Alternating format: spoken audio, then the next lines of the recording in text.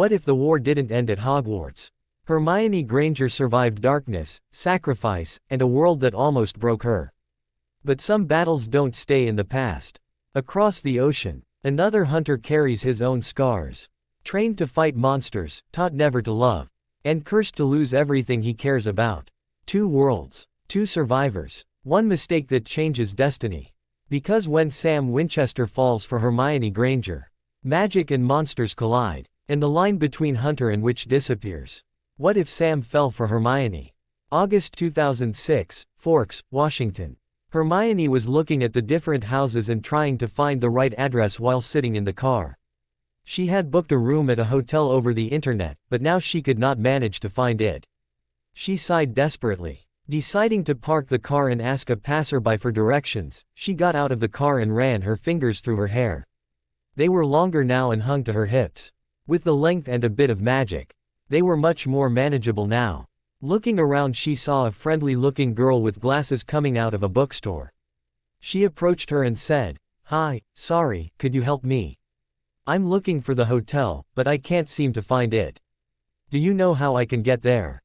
The girl seemed surprised to be spoken to on the street. She held herself shyly, but started to explain. "Oh, yes. It's just around the corner to the right. You can't miss it." "Oh, thank you, I would have gone straight ahead. I wouldn't happen to know where the Cullen family lived," Hermione asked hopefully. The girl's eyes widened even more and she smoothed her hair back shyly. "The Cullens? Are you here for the wedding? Are you a relative?" she asked curiously and then started apologizing. "Sorry. I didn't mean to pry." Hermione stopped her rambling with a held-up hand and smile. "Don't worry, no harm done." "Yes, so could you tell me where I can find them?" It wasn't exactly the truth, but she didn't want to explain everything to a stranger. "Oh yes, sorry. They live outside of town, in the woods. If you go straight till you leave town you should see a road going into the forest. Follow it and you will get to their house," the girl explained. "Thank you so much, you have been a great help," she said sincerely and made to turn around but was held up by the girl. "I am Angela Weber, a friend of Bella's. So I will see you at the wedding." Hermione just nodded and said, "Pleasure, Hermione Granger. Sorry I must go. No, I still have to check in and go visit the Cullens." She waved and went back to her car to get out her luggage. The car could stay there for the time being. With the luggage in hand she made her way to the hotel. With a tired sigh Hermione let herself plop down on the bed. The hotel room was nice, but nothing special. It had to do for the time being. Now that she was here, she didn't know if she made the right choice.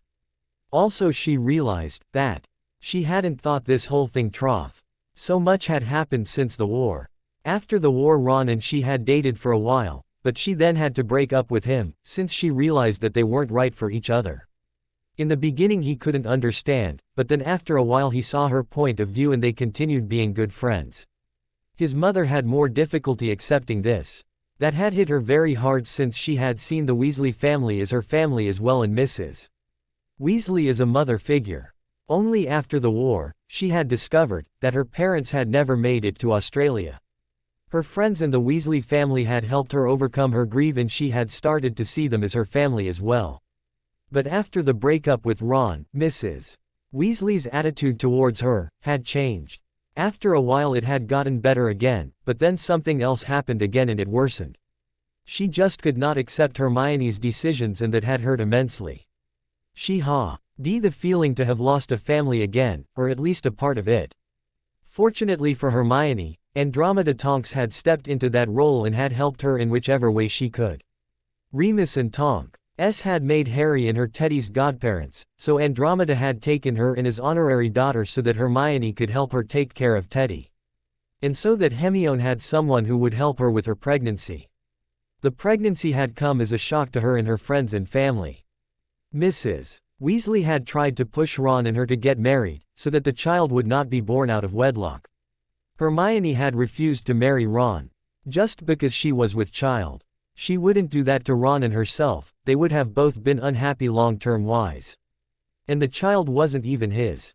After her breakup with Ron, Hermione had gone to America for a vacation and to get away from everything.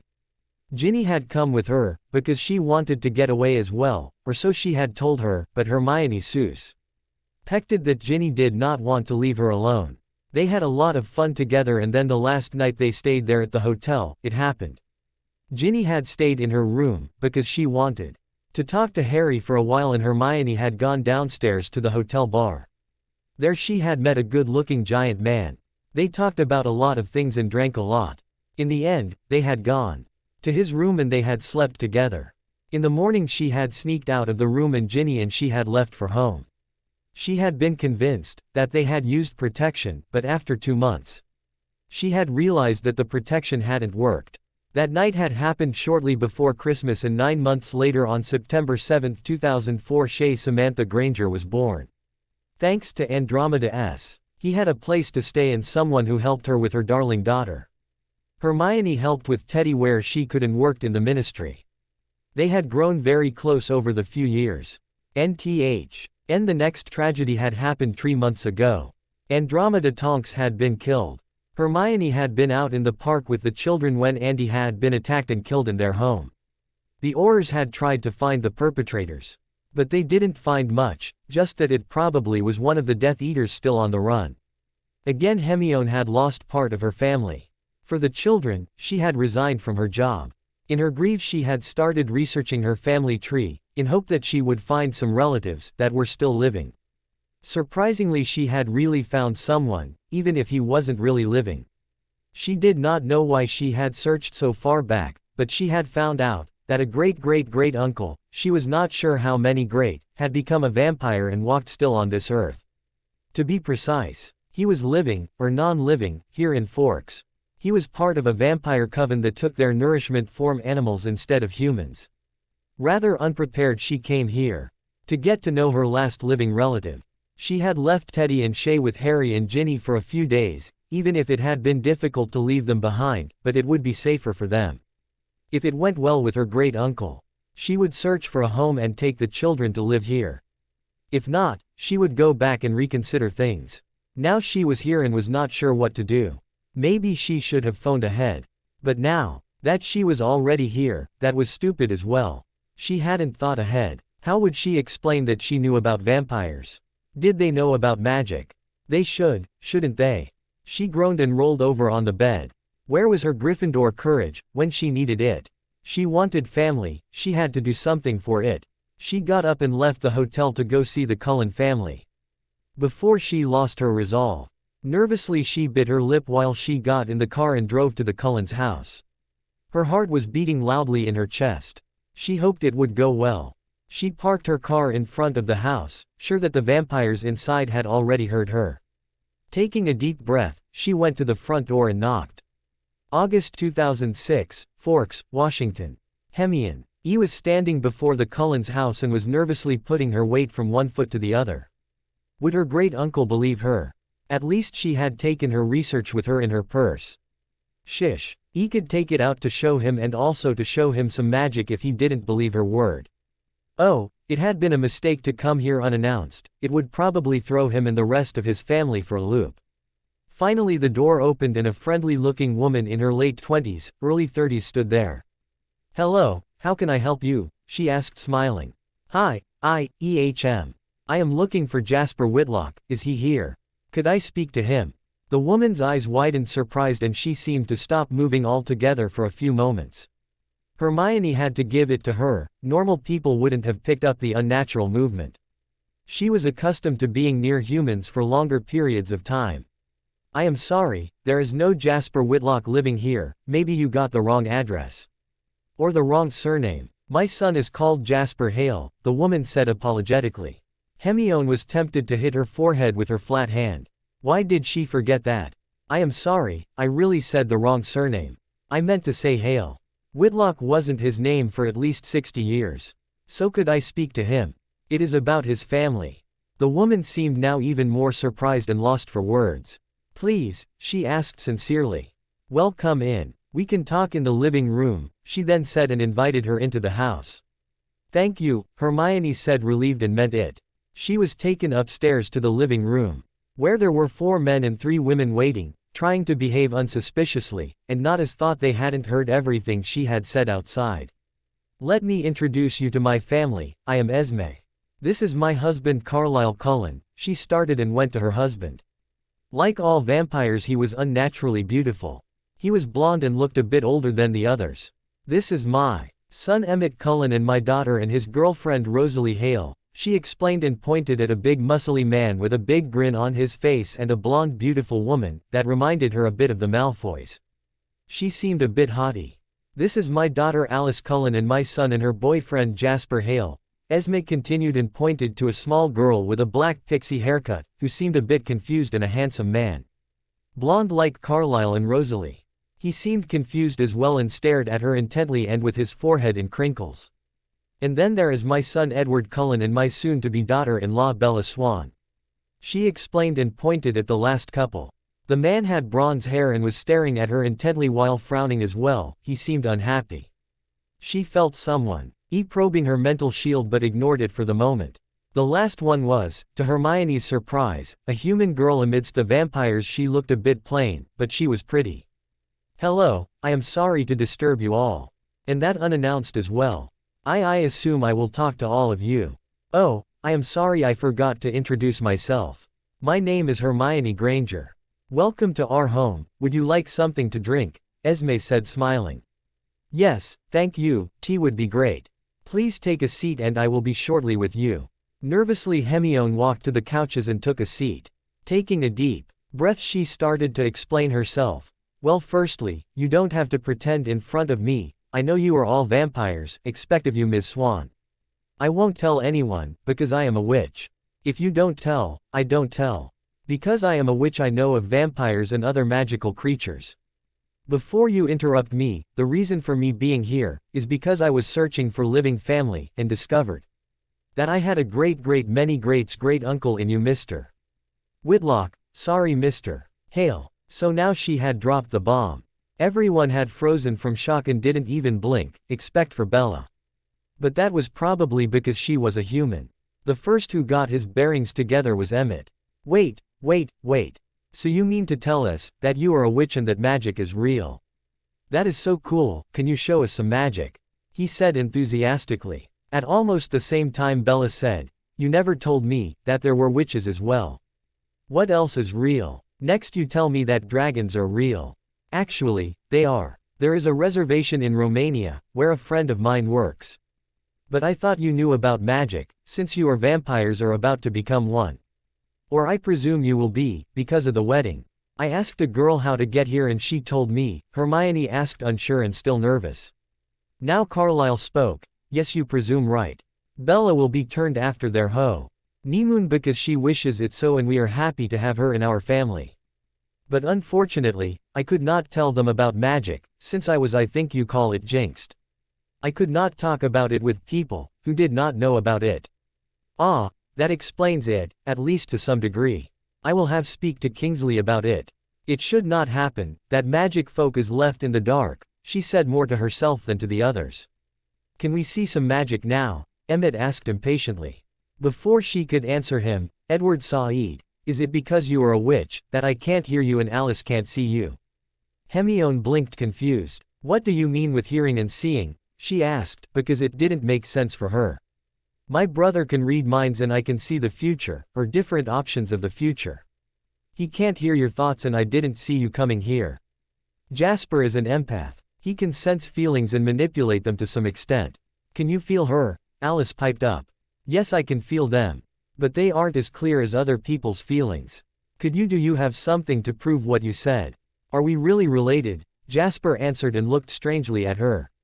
Hermione was a bit overwhelmed with the information.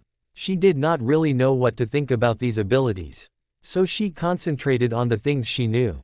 "Of course, I have brought my research with me," she told him and took out her little trust bag. She acioed her research and pictures out of the bag. "Yes, finally some magic. Can you show us more?" Emmett asked, still impatient. Esme looked at him reproachfully. "Let your brother have this moment, there is still time after this, to show you magic." Hermione gave her research over to Jasper and waited for his reaction.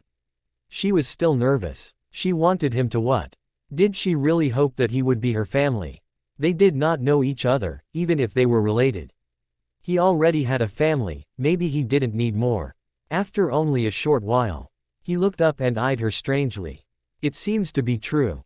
You are the descendant of my little sister. It says here that she married and had a long life. I hope it was a happy one.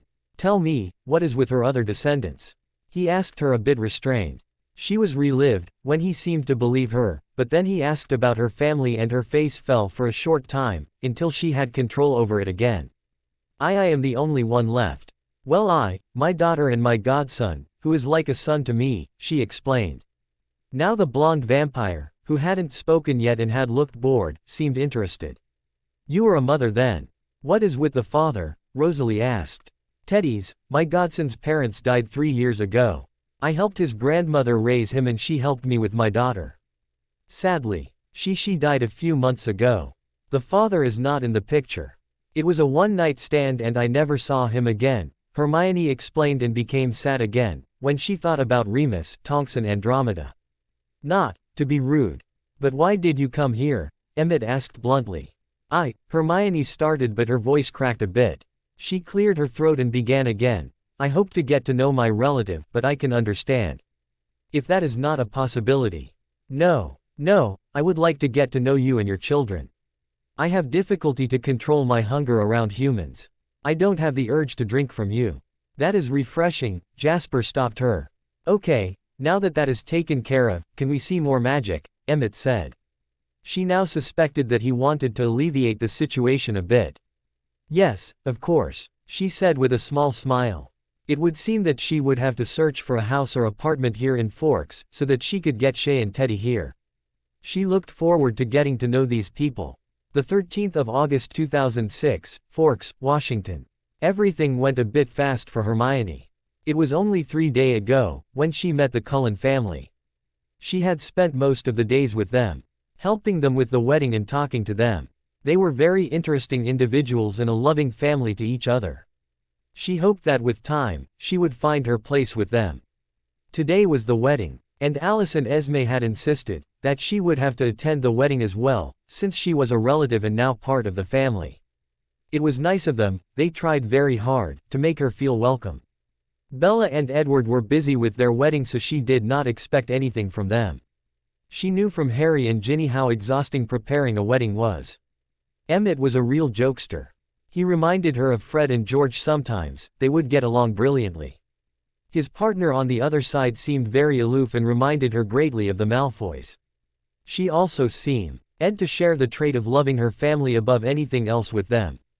Carlisle was often busy in the hospital, but he was very friendly with her. She had been very curious about his ability to work in a hospital, where people were bleeding probably every day. But she hadn't asked him yet, not wanting to be rude.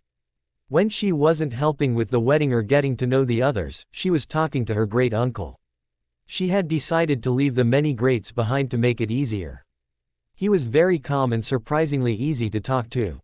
He liked to read, like her, and knew a lot. He had told H.R. about his emphatic ability and his life with the Cullens. She, on the other hand, had told him more about magic and her children. They both had yet to talk about the wars. She had the feeling that he suspected her of being in a war. There were moments, that his face showed understanding or recognition sometimes. There had been so much to do, that she hadn't had time to look for a place to live. She would have to start after the wedding. But she had already informed Harry and Ginny that she would stay in America for a while and that she would get Shay and Teddy in a few days. Maybe she could talk with Esme after the wedding was over. She had heard that she was in the housing business. By chance, she had some idea where she could start looking. She hoped to find something fast, since she missed her children. Hermione had received a dress from Alice that she had to wear at the wedding. It was a light grayish-violet color with short sleeves and went down to her knees. She would have preferred it to have long sleeves, so she wouldn't have to wear glamours and makeup over her scars, but that would have been a bit suspicious, since it was August and not very cold. She was standing in the Cullens' house beside Esme, when they were approached by 3 women and a man. Hermione recognized them as vampires. Esme had told her that their sister coven, the Denali clan, would also be attending the wedding. This should be them then. For the cover story, they are cousins of the Cullens and I am a cousin as well. But I will be from another branch of the family since we never met. Hermione thought and greeted the Denalis with a smile. And who might this be? The one called Tanya, and from her behavior also the leader of the coven, asked. Let me introduce you. This is Hermione Granger, a cousin from Britain. These are our cousins from Alaska, Tanya, Kate, Carmen and her husband Eleazar, Esme said loudly, so that anyone eavesdropping could hear them. Then she explained the truth while whispering. Even Hermione had a bit of difficulty hearing her. Her senses were sharper than a human's but not as sharp as a vampire's. It's a pleasure to meet you, Hermione said to the new coven. The pleasure is ours, Tanya responded for her coven. They were interrupted by Jasper. Sorry to interrupt, but the wedding is about to start. There will be time later to talk. They all nodded and took their place. Hermione was observing the other guests while she waited for the wedding to actually start.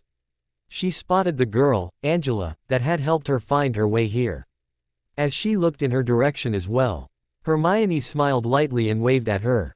She was standing with a boy and a couple on the other side of the aisle, on the bride's part, while she was on the groom's part.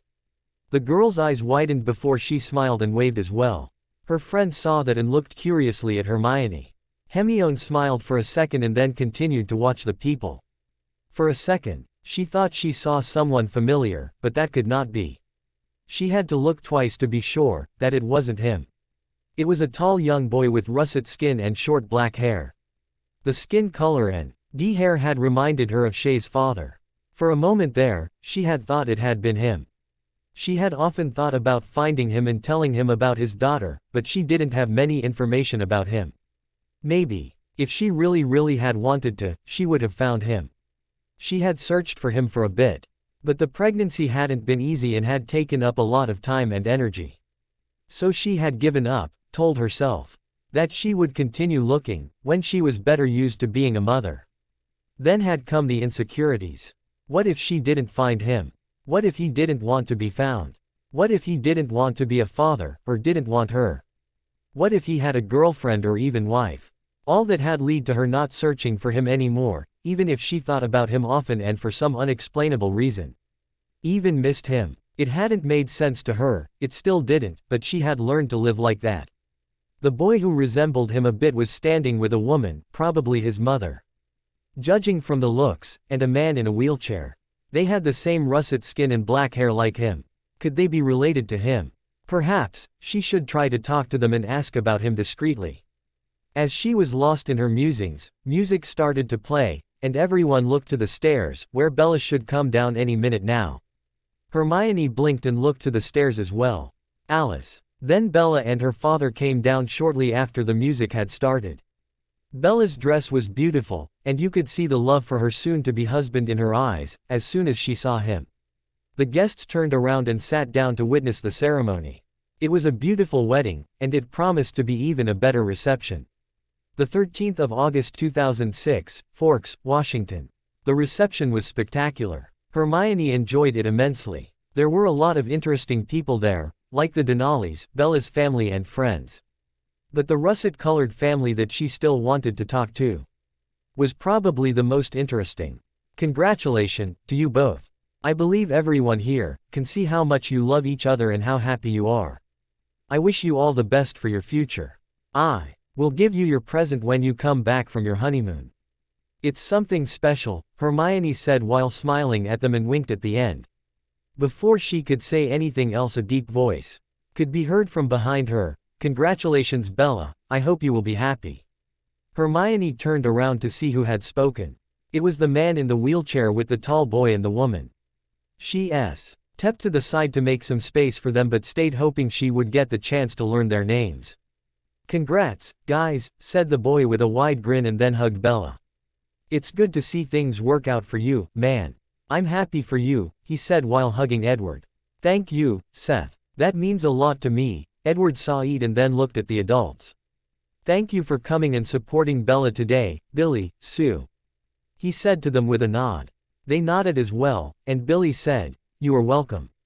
Who might this be? I heard she is a cousin of yours, Edward. Yes, this is Hermione Granger from Britain. Hermione. This is Seth and Sue Clearwater and Billy Black. They live at the reservation in La Push, Edward introduced them. Black, Clearwater. Could they be related to Penelope Clearwater or even to Sirius But they were obviously from a Native American tribe if they lived on a reservation. She would have to ask them, but not now. It's a pleasure to meet you. Would it be possible for me to visit the reservation sometime? Or is it closed to public? She asked. She wanted to have a chance to talk to them more, find out if they knew Penelope or Sirius or maybe even him. Billy and Seth exchanged short eye contact. Hermione, I think that isn't, Edward started but was interrupted by Billy. No, it is fine. Come and visit. We will be happy to show you around. Maybe Seth here will do the job. With my wheelchair it's a bit difficult to go to the beach, and that is something you should not miss. Seth nodded and said, yeah, I can show you around. Just let me know when you want to come by. I can give you my number. It should be easier that way. Thank you very much. I am looking forward to it, she said to them and pulled out her phone from her bag. She had gotten one while staying with Andromeda. It had been easier to contact her. After a few exploded phones and some testing, she had discovered a rune that made the phones work with magic around them. That had worked for other electric things as well, and so Andy and she had started to watch movies together some evenings. Hermione exchanged her number with Seth and then excused herself. She had taken enough time with the bride and groom. Hermione Granger, she heard her name being called. She looked around and saw Angela Weber waving at her. Hermione smiled and made her way to her. Hello, how are you? Thank you again for helping me out last time, she greeted the girl. You're welcome. I am happy I could help, she answered. You don't seem like a Cullen to me, the girl standing next to Angela said. Don't be rude. Angela reprimanded her friend quietly. Hermione blinked a few times, surprised by her rudeness. That's because I am not a Cullen, even if I am related to them. My name is Hermione Granger, pleasure to meet you. She told her politely, even if she didn't want to. Before the rude girl could say something, her boyfriend introduced himself. Hi, I'm Mike, it's a pleasure to meet you too. He was stretching his hand out to her and she took it after a moment's hesitation. The rude girl didn't seem happy about it. I am Jessica Stanley, the girl said. Hermione, may I call you that? This is my boyfriend Ben Chaney. Somewhere around here, there are more of mine and Bella's friends. I am sure you will meet them, Angela told her smiling.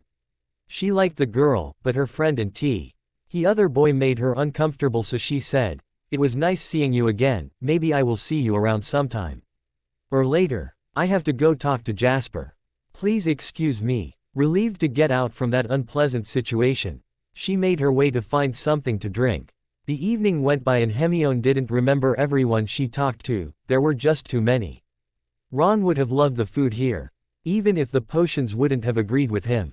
The dancing was a mixture of enjoyment and frustration. She had enjoyed dancing with the Cullen men. They were very good dancers. And they hadn't any interest in her as a woman. Seth had also danced with her and had been very polite. Other high school boys however hadn't been. They had stared at her, tried to find out if she was single, and while dancing. They had tried touching her butt. She had enough for a while, so she sat down in a quiet corner. After some time, she got the feeling of eyes watching her from the woods. She tried seeing into the darkness. But it was quite difficult. She thought she could see Bella dancing with another guy she hadn't met, but he seemed to be one of the local tribe.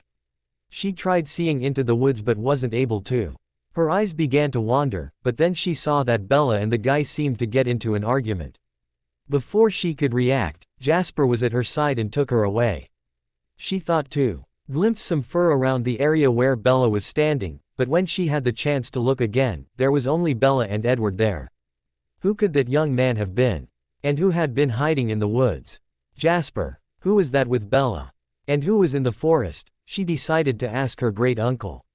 That was Jacob Black, Billy Black's son and Bella's best friend. And how did you know that someone was in the woods? He answered half of her questions and posed one himself. I sensed eyes on me from that direction, but I couldn't see in the darkness, she answered evasively.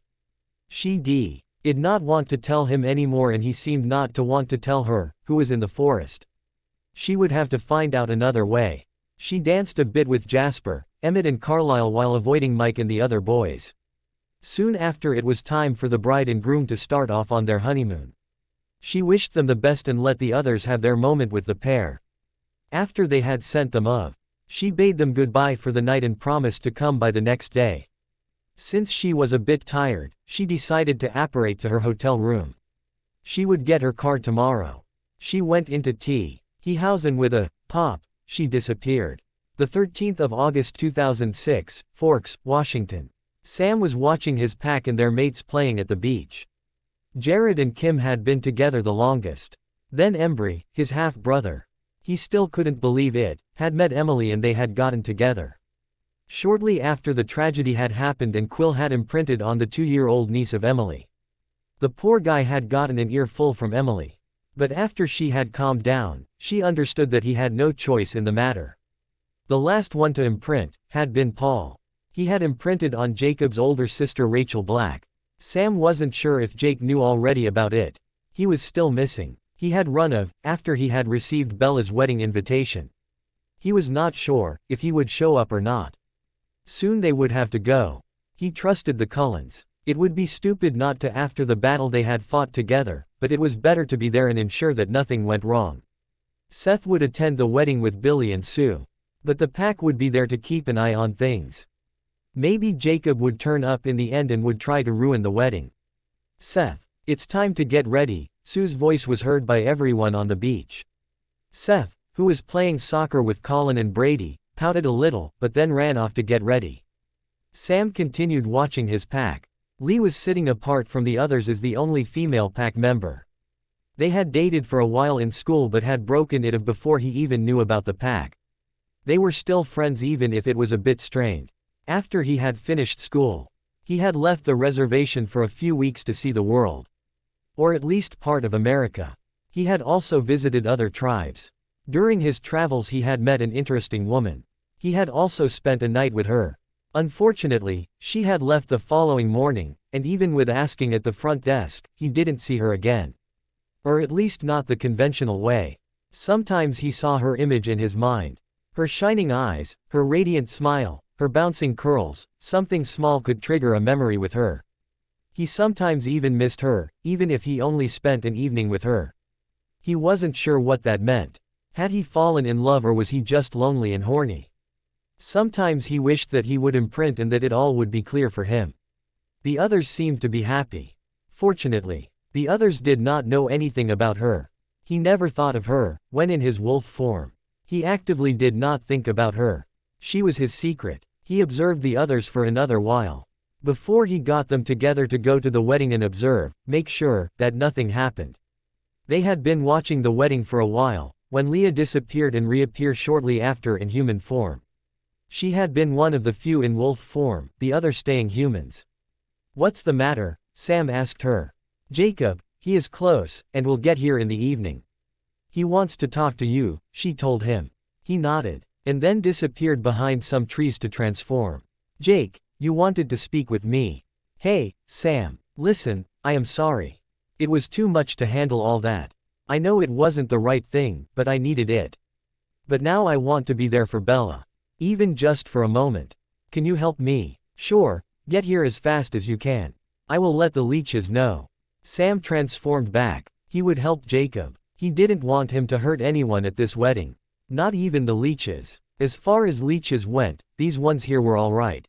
They had fought together, that had to mean something. He called Seth to let him know of Jake's arrival and so that he could let the mind reader know. After a few minutes he got a call from Seth, informing him of the groom's gratitude. Later in the evening he was standing at the edge of the forest and watching the people celebrate the bride and groom. Many people were dancing and enjoying themselves otherwise. It was then when he saw her. It was a petite woman in a violet dress and a mane of curls. She was leaving the dance floor and getting closer to where he was standing, sitting down in a quieter corner. He was not sure if it was really her. Could it be? What were the chances? She was too far away, to be sure, he could not even see her face. But he hoped it was her. She turned around after some time and looked to the woods, in his direction. Could she sense his presence or his eyes on her? He wished he could go to her, see if it was really her. But he had to stay here. He knew Jacob would be here any minute now. And so, it was. Jacob arrived and Sam had to pay attention to him and Bella talking and dancing. It looked to go well for the moment, but it could go wrong any minute. He looked to the woman again, she was still sitting there and looking around. Then he heard Jacob get louder. He looked to him and saw that he had his hands around Bella's upper arms and was squeezing them harshly. Not hesitating, he singed the others to get Jake away from Bella. Jacob was even trembling now. "Jake, let her go, you don't want to hurt her," he called him and stepped out of the woods. Jacob let her go and Jared and Paul grabbed him. Leah stood protectively between Bella's leech and the pack. "Let's go," he commanded, and the others went back into the forest and took Jacob with them. They could hear Jacob shouting, "Bella! Tell me you are joking." Sam nodded to the leech and his bride before he looked behind them, to see if he could catch a glimpse of the woman from before, but she was not there anymore. Then he called Seth to follow him and they disappeared into the woods. He did not transform yet, his thoughts still on the woman from before. Could it have been really her? He had to find out. If it had been her, he wanted to talk to her. They had spent an amazing night together.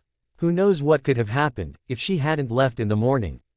If he had gotten involved with her more permanently, he probably would have had to break up with her. After he had transformed into a wolf. Except what if she was? Now he had to see her. Know if it was her, why she had left and what had brought her here. The 16th of August 2006, Forks, Washington. Hermione was standing near her car and was waiting nervously for Seth. They had talked on the phone and made arrangements to meet here, so he could take her around the reservation. She also wanted to look at a house near the reservation, that Esme had talked about. A day after the wedding she had talked to the motherly vampire so she could help her find a home for Hermione and her kids. She had looked at a few over the few days, but she didn't like them, they didn't feel right. She hoped, the one she would look at today, would be the right. She really missed Shay and Teddy. She looked at her watch again. She knew she was early, but she was still thinking, he had forgotten until she heard him call her. "Hey Hermione. Am I late? Sorry, I thought I would be here early so I could still get something to eat." Quote, "Hello Seth. No, you're not late. I am early as well. I could come with you. What do you want to eat? Come, let's go over there," he pointed, "there is diner. They make very good pancakes and great bacon." Hermione had to hide a smirk and nodded, "That's fine with me." She followed him into the diner and sat down in a booth with him. They ordered their food and talked while they waited. "I come here all the time with my friends. Well, when we have money. Sometimes my mom cooks for us, other times one of the girlfriends cooks. We eat a lot, so we try not to eat at the same place every time.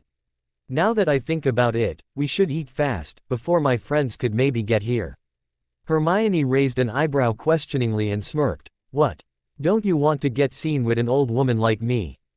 Quote, "What do you mean, you're not old? My friends can be rather rowdy, and I don't want to scare you away or get the impression that we people from the reservation are savages." He explained to her while smirking as well. "I may not be that old, but I experienced a lot. And I am also," she started but was interrupted by a loud voice. "Seth, why are you here without us?" "Yeah, and with a girl. Are you on a date?" Seth groaned and hid his face behind his hands. "See, that's exactly what I meant," he told her. "Guys, behave. It's not a date. Billy told me to show her the reservation. We met her at the wedding," he explained. "We never saw you here. Are you a relative or friend of Bella's from where she lived before?" one of them asked. "No, I am related to the Cullens." She told them and was a bit surprised by their reaction. "But you don't look like A.L. Cullen," another said, but he changed his sentence, after Seth looked at him. "Well, they are all adopted. And I am only distantly related to them," she explained. "Maybe now, that is clear, introductions are in order. I'm Hermione Granger, from Britain and you are." Seth introduced the four guys as Jared, Jacob, Embry and Quill. "Why don't you sit with us?" "My treat," Hermione told them and made space for them. "You sure? We eat a lot," Embry said. "Seth already told me." "I am sure, sit down," she insisted. They sat down and ordered a lot of food, when the waitress came to bring Seth and Hermione theirs. Seth's friends were rowdy loud and really ate a lot. They reminded her of the Weasley boys. After her breakup with Ron and her refusal to marry him during her pregnancy, Molly's attitude towards her had changed and Hermione stopped going to the burrow. She still met with some of the boys. Ron and she were still friends, but not as close as she was with Harry and also with Ginny. Sometimes she missed the brunches at the burrow. Now she felt like being at one and she had to smile. She would have to invite them over sometime when she had her house. Maybe she could ask them to help her with a few things. Then she would have an excuse to invite them. The boys told her about life in the tribe and she asked them a few things, but sometimes they avoided topics or didn't say everything. She let it slide, knowing how that was. You spoke of more of your friends, how many are there? Hermione asked, hoping she would get some more information. There is my sister Leah, Paul, Colin, Brady and Sam, Seth told her. Could it really be him? Could the Sam Seth spoke about be her Sam? Shay's father. What if it was him? How should she meet him again? How should she tell him that he was a father? What if he was one of Seth's friends with a girlfriend? All the questions she had thought she had left behind during her pregnancy came up again. Hermione, everything okay? Seth asked her worried. Yes, sorry, I was just thinking about something, she told him vaguely. They talked a bit more before Seth and she decided to go and finally take a look around the reservation. The boys thanked her for the food and promised to show their appreciation another time, if she stayed here longer. While walking away she heard one of the boys say, "She is nothing like the leeches and she is 5 times better than Bella. She bought us so much food." They knew about vampires. How? Were they something magical as well? She would have to ask Jasper or one of the others. Seth showed her the reservation and told her more of the tribe. Before he could show her the beach though, Hermione had to stop him. Sorry Seth, you will have to show me later, I have an appointment soon. I didn't think that we would spend so much time at breakfast, but it was fun. If you have time and still want to spend time with an old lady like me, I could meet you at the beach in 2 or so hours, she told him, the last part teasingly. Yeah, that's fine and you're not old. I will be there with my friends, come by anytime. I hope it's not a doctor's appointment, he told her. No, I'm looking for a house and have an appointment to view one, she explained. They said their goodbyes and went their way. Hermione drove to the house. It wasn't far from the reservation. Probably near the border, but she wouldn't be on time if she walked normally and the other way would be a bit suspicious. At the house, a young man was waiting for her to show her the property. He was very forthcoming and was also flirting with her. But as soon as he heard about her children, he stopped flirting. That was nothing new for Hermione. That had happened a lot. In the beginning that had hurt a bit, now she used it to ward off unwanted attention. She loved the house, it was beautiful and exactly what she was looking for. The surroundings were nature. And she didn't have direct neighbors, that was perfect for accidental magic. I would like to buy the house. How soon can I move in? The 16th of August 2006, Forks, Washington. Sam had been teaching Colin and Brady in the morning, while Leah and Paul had been patrolling. They were getting better in controlling their anger and their wolf.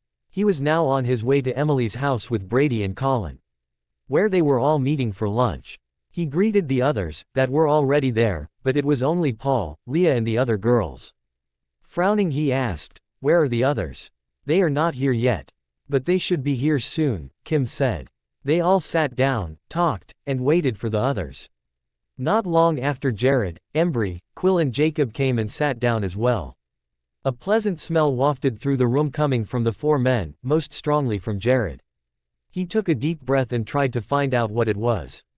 After a while he realized that the 4 of him weren't eating as much as they usually did. "What did you do in the morning?" he asked, wanting to know what was wrong with them and where the smell came from. "We were at the diner, where we met Seth and his new friend. She treated us to breakfast," Quill told them with a wide grin.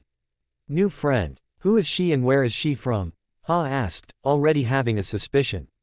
"Seth met her at the Ding with Billy and Billy told her Seth would show her around the reservation, so don't worry, he knows about her being here. Her name is Hermione, I think," Jared explained. Hermione was the Hermione he spent a night with. The Hermione he couldn't stop thinking about sometimes. He had to see for himself. Not much later Seth came back. He smelled even more like her. Under the guise of being protective of the tribe, he began to ask, "Seth, where is your new friend?" Seth froze mid-path to the table and looked with wide eyes at him. Wait, the guys told you. Hermione had an appointment to look for a house near the border. She is coming back afterwards. We are meeting at the beach later. Don't worry, Billy said she could come on the reservation, Seth explained worriedly. Sam nodded without saying anything. He would meet this Hermione later and see if it was the Hermione he knew. Hermione was so happy. She had found the perfect house for her and her children. He missed them a lot and now she could go get them soon. She had to wait a few more days till the paperwork was taken care of, and she had furnished the house a bit. But she had already informed Harry and Ginny already. With a grin and a light step, she went to meet Seth at the beach. She saw them from far away and made her way to them. Seeing Seth, she waved at him. He came running to her and she smiled at him. I got the house. I will move in a few days. I am so happy right now, she told him happily. Seth grinned and said, well, then I should congratulate you and welcome you to Forks and the reservation, neighbor. Thank you, Seth. So now let me meet your other friends. Fine, but I warned you about them. And don't let my sister intimidate you. She may seem unfriendly, but no, Actually she is rather unfriendly to people she doesn't know, he explained and went back to his friends with her. She laughed and reassured Seth she would not take it personally. Hermione looked to the others and froze on the spot. She had almost forgotten why she had wanted to meet his friends.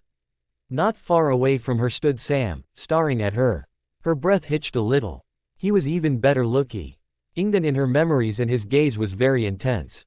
After what felt like hours, but really were only seconds, he began moving towards them. His eyes not leaving her for a moment. He halted in front of her. Hello Hermione. It has been a while. How have you been? He asked her. Hermione swallowed first and answered a bit shyly. Hello Sam, it has. Fine and you? Her brain was blank, she had so many things to ask him, to tell him.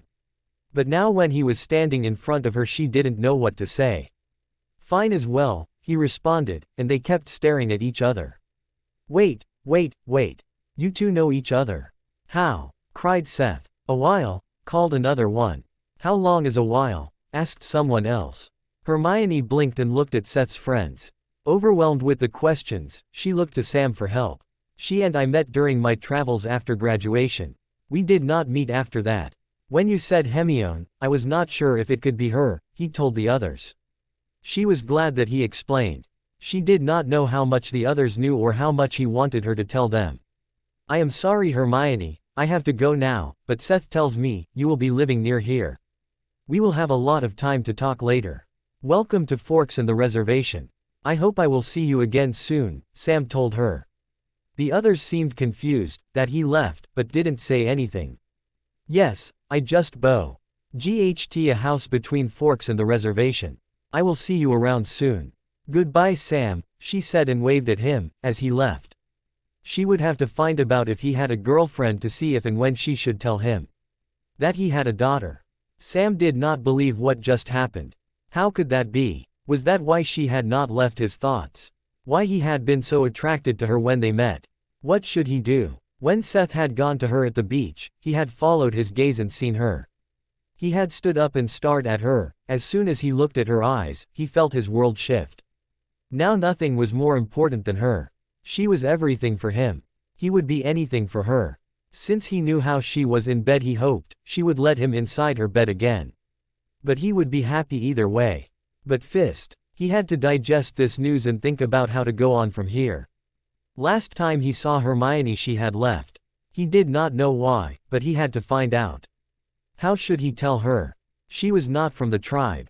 She did not know the legends. Maybe he should talk with Billy and ask him about it.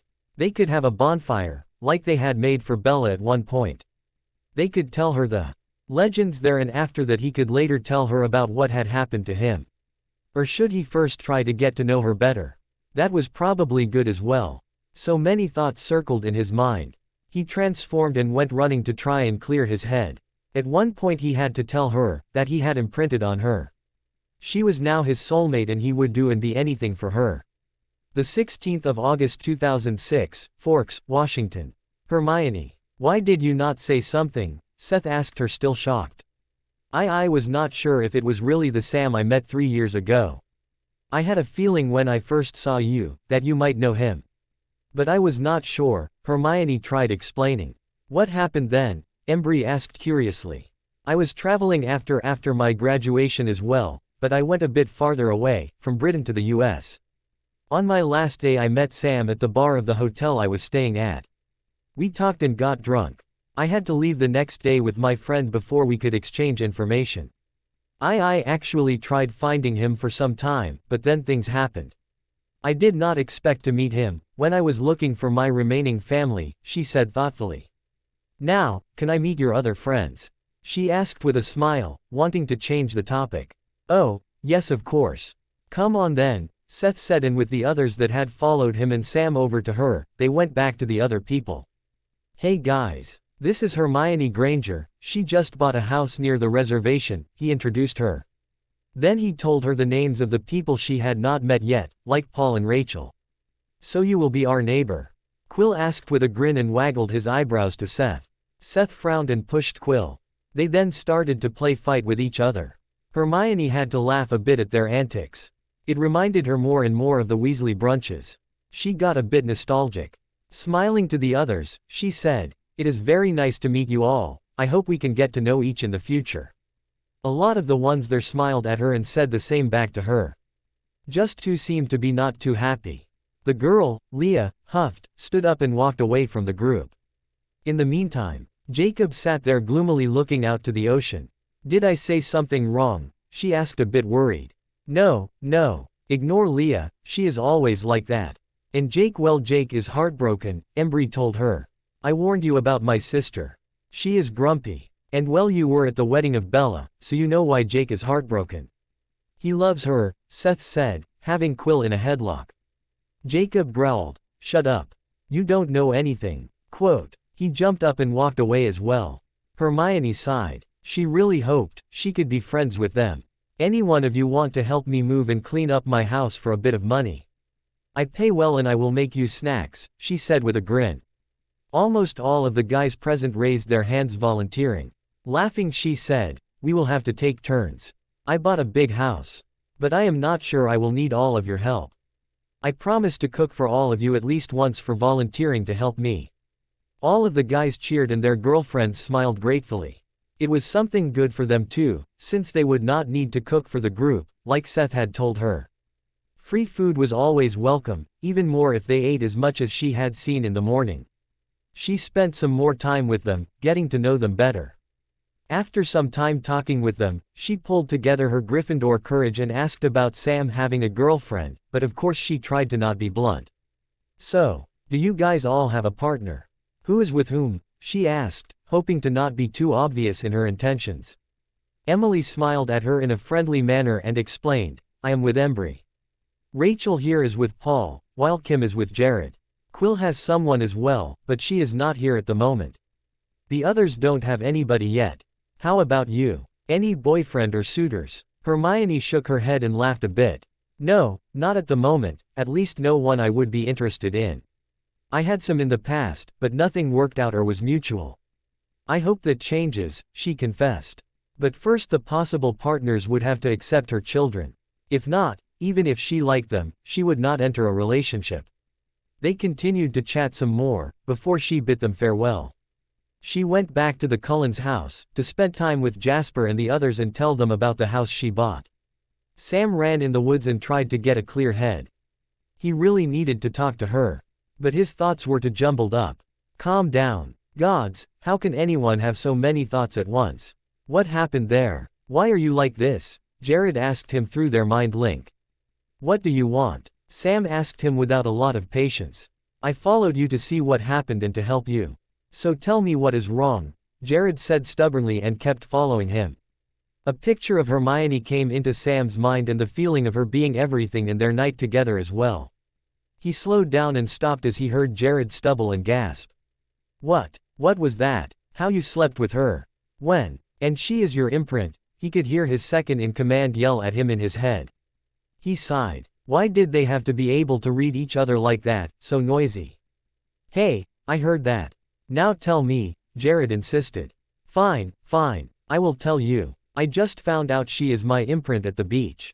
When I met her 3 years ago, I had not yet transformed. But I was really taken with her. Met her in a bar and we talked and got drunk.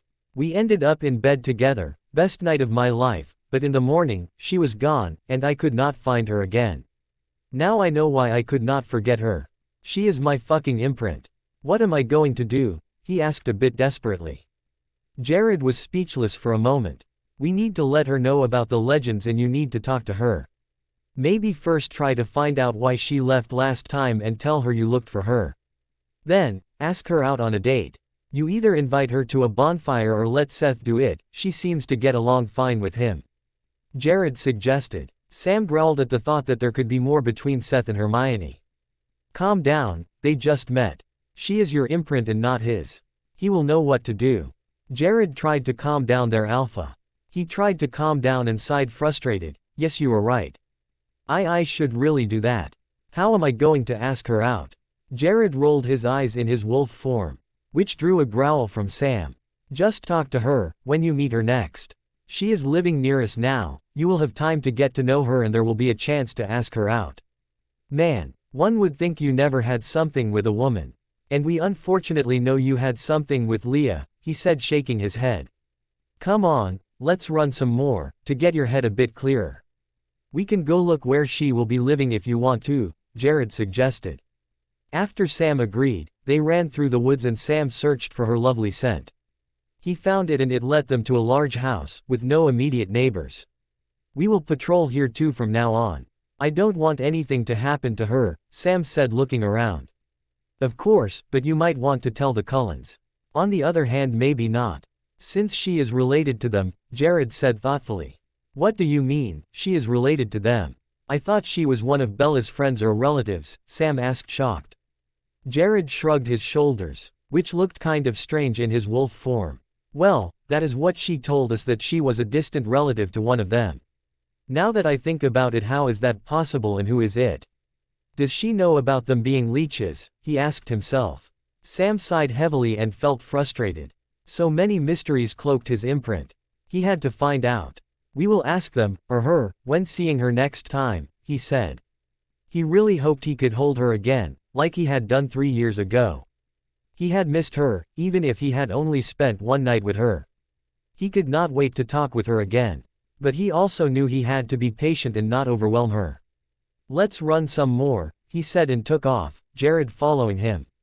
The 19th of August 2006, between Forks and La Push, Washington. A few days had passed since her acquiring the house. It now officially belonged to her, all papers had been signed and the money had been transferred. Hermione had talked to the Cullen family and to her magical family at home and had informed them about the house. She wanted to ready her house as soon as she could, because she missed her children. She now was unpacking her trusty little bag and pulled out boxes after boxes. Right as she finished there was a knock on the door. Wiping the sweat from her forehead she opened the door and smiled at the 4 men on her doorstep. Seth, Jared, Jay, Akab and Sam were standing there with paint, brushes, hammers and other work tools. They had volunteered to help her renovate the house.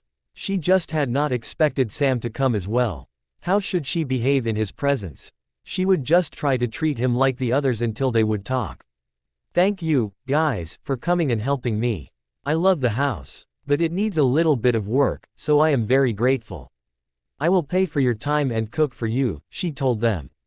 We are happy to help. You will be our neighbor after all, Sam spoke with a warm deep voice. Hermione almost shivered as she heard his voice. She smiled and let them in. I already did some cleaning but have not finished with everything yet. I am finished with upstairs, so you could start with painting there. Or repairs before. I am not sure how that is done. Maybe have a look around first, she said a bit unsure of how to start with them. Don't worry. Jared and I have some experience and Jacob and Seth are hard workers. Leave it to us. We will have it done in no time, Sam told her reassuringly.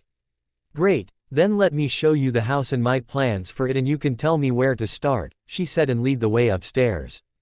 Hermione showed them everything and told them what room would be what color. She sighed in relief when Sam took over and organized the work. Her task was to clean up downstairs with Seth's help, while the others would start repairing upstairs and clean afterwards.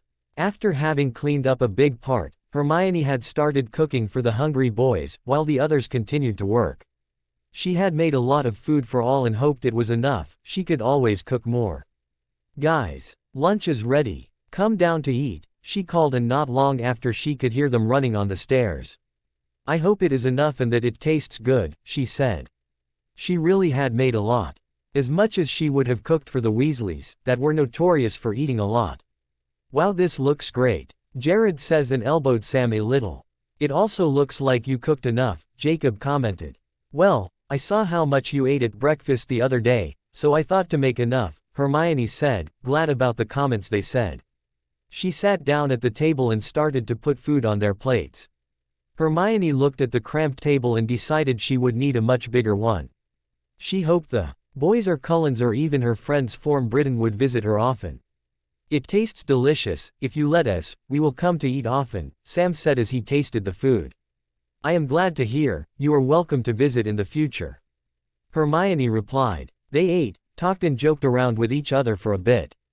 Afterward the boys went to work again while Hermione cleaned up the table and dishes.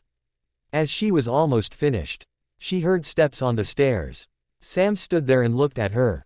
See, can I help you? She asked him, a bit unsure. Hermione, can we talk? I would like to know a few things, he said. She swallowed a bit but nodded. Do you want a coffee? Tea? She asked him. Coffee is good. She nodded and made him coffee and herself a tea. She then sat down in front of him and waited. What did you want to know? She finally asked. I asked myself all those years, why did you leave that morning? Did I? He asked but was interrupted. No, you did nothing wrong. It had been always the plan that I would go back to England that day. I was in a hurry that morning, since my friend was waiting for me. I forgot to leave you a notice. I am very sorry. I tried looking for you, but couldn't find you, and then, before she could say more, there was a knock on the door. She frowned, looked apologizing to Sam and stood up to open the door. Sam had thought the whole morning about the talk with Hermione and what to say. After lunch, when the others were working, he finally pulled himself together. He had asked her for a talk, and she had agreed. He had listened to her explanation, and he felt a bit of relief. Ha hadn't done anything wrong. It had just been the wrong moment. She had even looked for him. That made him feel happy. But before she could finish and he say anything, there was a knock on the door. It was then when he smelled them. He could barely hold back the growl. The leeches were at the door. At least a few of them. He heard one of them say, "Good afternoon, Hermione. We are here to help." Sam looked to them and saw one of the leeches, the major married to the pixie-like woman, hugging Hermione. This time he could not hold back his growl. The vampire looked at him and grinned slightly. Sam glared at him and stood up. Now Sam saw that the major had his wife with him. "Cousin, I see you already have help here. But a bit more can't hurt, right?" he said, smirking slightly at Sam. "Don't play dumb, you knew I had help, I told you. But come in. I am sure we can find something for you to do," Hermione said, sighing, and let them trough. "Sam, I am sure you know my cousin Jasper Hale and his girlfriend Alice Cullen. And you too know Sam Yulee." All nodded and stayed silent. Sam heard Hermione huff. "You all be civil, this is my home, and all are welcome here." She reprimanded them all. Sam looked at her a bit sheepish and nodded. "You are right, it is your land, not ours, so you chose." Now that he thought about it, how come she had so much money? Did she take out a loan? He would have to help her pay it back. At that moment his packmates came down. Seth went to greet the two newcomers, while Jared and Jacob nodded to them and went to Sam. "We finished the repairs upstairs. We can paint now," Jared told him. "Then we came at the right moment, we can help paint," Alice exclaimed, clapping her hands together. "I already know which room we can work on. Let's go, darling Tilda," Alice said, and pulled her husband upstairs. "Is that okay?" Jacob said, unsure. "Yes, they know what is to do and how I want it. You can start downstairs with repairs. I can go up and paint as well," Hermione replied. Sam nodded. "That is a good idea, you can go. I will tell them what to do." Hermione nodded and went upstairs as well. "And, did you talk with her?" Jared asked curiously. "Yes, but we were interrupted. They came before I could ask more. But she looked for me," Sam replied with a grin. He did not bother to hide from his pack. They knew what was going on from the changes. But he did try not to think about the night he spent with Hermione when in wolf form. "That is good. But you still should talk to her more. Maybe go up and paint with her, Jared suggested. Sam shook his head. No, they are up there too. Besides, I need to work on some things down here. I will talk to her when she is settled in. We are in no rush. She will stay here, live here. So I will give her time, he said, and grabbed some tools and went to work. He looked forward to spend time with his imprint, even if he was not looking forward to telling her about their pack. Imprints and her being his imprint and the love of his life. He really hoped she would take it well. At least she knew that they had chemistry and she seemed to be attracted to him. He just hoped everything would turn out fine. The 19th of August 2006, between Forks and La Push, Washington. Hermione was up in her bedroom painting her room. Her heart was still pounding as she thought about her interrupted talk with Sam. He had wanted to talk and wanted to know things, and she had prepared herself to tell him the things, but then they had been interrupted. And now she needed to pull her courage together again and try to tell him again. It was kind of frustrating. She still did not know how to tell him about Shay. And then there was her magic as well. They seemed to know about vampires. So maybe telling them about her magic would not be so difficult. She still needed to ask Jasper about that.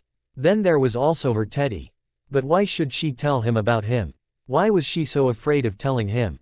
With trepidation she realized that she was afraid of his rejection. She wanted to try to be with him. But even if he wanted his daughter, it would not mean that he would want another child who was not his.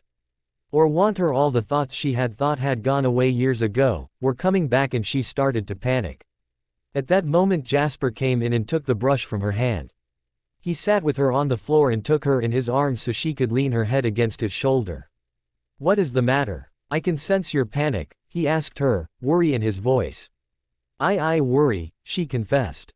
About what? Telling him. Telling whom? Telling Sam. My darling niece, don't let me pull everything out your nose. Tell me what the matter is, he told her. Sam is Shay's father. I must tell him. But I am scared. What if he doesn't want her? What if doesn't want anything to do with Teddy? And what if he does not want me? You are insecure now, but usually you are so strong. It is strange to feel this. Jasper told her with a frown. I will hurt him if he hurts you. But why are you so worried? Tell me the whole story. And so she told him what had happened on her last trip to the United States. How she had met Sam. He listened to her without judgment and just held her. And even if he was hard and cold, she felt comforted by his embrace. He seemed to realize something. Gee, as he listened to her talking and worrying. You like him? What? She squeaked and looked at him in surprise. You like him? He repeated without hesitation. We just spent one evening and one night together and a lunch with his friends today. Why do I feel this way?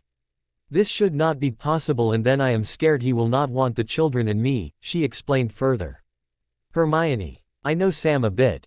And I don't think he would abandon his daughter. He is a good man. You should talk to him. Even if he does not want to be with you or can't be with you, he will want to know his daughter. But you won't know unless you talk to him. Do it when we all go home. Invite him for dinner, so you don't worry for too much, he told her. She groaned but nodded and said, I know. I am still nervous though. I know. But you are calmer than before I came over. Can I leave you alone to continue painting, or do you want me to stay? Hermione took a deep breath and shook her head. I will be fine. Go back to Alice, she told him with a small smile. She stood up again and took the brush back. Jasper, thank you, she told him before he left her and closed the door behind him with a smile and a, you're welcome. She then continued to paint and to stop her many thoughts by playing some music and singing along. Sam and the others had started the repairs downstairs, which were less than on the upper floor. He had finished instructing his packmates when the vampire came down. Do you have a moment? I need to talk to you, he requested when he stopped in front of him. Sam was surprised. Why this, and raised an eyebrow and then frowned. He nodded to the door and followed the leech outside. What do you want? He asked, his arms crossed over his chest when they were away enough from the house so his pack could not hear them. You were told Hermione is family. Yes, but I did not have the chance yet to ask her how exactly. She is a descendant of my sister. Human sister. You seem to like, even love her. He said thoughtfully, and then his eyes widened. You imprinted on her. It is the same as some of your other pack members feel for their partners. Very well then. If you hurt her, I will hurt you. You will have to live with having vampires in your life now, because I will not leave her. You two need to talk. I planned to before I was interrupted. You know about imprints and know I would never hurt her. He growled at him. Good. Tell her as soon as possible. And don't be too shocked about what she will tell you, he warned him and disappeared back into the house. What did he mean by that? What could she tell him that would shock him more than her being related to vampires? Frowning and in thought, he returned to the others and tried to immerse himself into the work. Unfortunately, he had 3 noisy friends with him. What did he talk to you about? Jared asked him. He knows. He warned me not to hurt her since she is a descendant of his human sister. And he told me to talk to her. As if I had not planned to do so, he told them, slightly frustrated. Seth started to laugh. The others looked at him, as if he had gone crazy. What is wrong with you? Jacob asked him, irritated. Sorry, just haha, I can't believe it, you guys. Sam will be practically in-laws with the Cullens, Seth managed to say before he laughed again. Sam blanched at the thought and saw the other 2 pale as well. But then they too started to laugh and he growled frustratedly at them. Go back to work, he growled, and they did so, still laughing slightly. What were the great spirits and ancestors thinking? He had met his imprint before he had even turned, and now, she was related to vampires. At least he had met her again. He still had a chance with her. Still, he really questioned the sanity of the spirits. With a sigh, he went back to work. The 19th of August 2006, La Push, Washington. Hermione had managed to paint her whole room in the afternoon. She stretched contentedly and made her way downstairs. Hey guys. How is it going? I managed to finish my bedroom upstairs. I think we will call it a day and finish up tomorrow, she asked and suggested. At that moment Jasper and Alice came down as well. We finished painting the base color in the other rooms and will be back to finish it tomorrow, Alice said as she gave her a hug. We will go home now and return tomorrow after lunch, she informed her. Waved at the others and left with her husband. Jasper looked at her once more and also at Sam before he went outside as well. The other guys started to finish up and put their tools away. We will be by tomorrow as well, Jared told her with a grin and left out the door with Jacob and Seth. Sam followed them, but Hermione stopped him at the door. Would you like to stay for dinner and talk some more? She asked him. She felt a bit uncertain if it was the right time, but Jasper had said she should talk to him soon. He looked at her kind of surprised and rubbed his neck. I actually wanted to ask you if you wanted to come to the bonfire tonight. The tribe does these get together from time to time. There will be legends and stories told around the fire and there will be food too. Do you want to come with me? Hermione blinked, surprised. It was not what she had in mind, but she liked the idea. And she was curious about the stories. Maybe she could find out about they seemed to know about the vampires. I would love to. Where should I meet you? I will come and get you, if that is fine with you. Yes, that works for me. Then I will see you in about an hour. Sam smiled at her and nodded. She felt her knees go slightly weak at this. With a smile of her own, she waved at him and closed the door behind him. She would see what they would get to talk about later. Maybe she would tell him about Shay. But she would do her best to enjoy herself beforehand. Sam was nervous as he drove back to Hermione's house to get her for the bonfire. Billy was going to tell the tribe stories. So she would be able to learn the legends. And then he could try telling her that the stories were actually true and that she was his imprint. That was exactly why he was so nervous, her reaction. Would she accept him or reject him? Be afraid of him even? He parked the car and then went up to her door and knocked. There was no use waiting and agonizing even more on it. Not long after and the door opened. Hermione standing before him seemingly freshly showered and changed. He couldn't help but smile at her. Ready to hear tribal stories and legends, he asked her and motioned to his car. She too smiled at him and made his heartbeat quicken. Yes, just let me grab my jacket, then we can go. He nodded and waited for her, then led her to his car and opened the door for her. It was worth it as she smiled in thanks. He loved her smile. And it was even better when she smiled at him. He too got in the car and drove to the beach where the bonfire was held.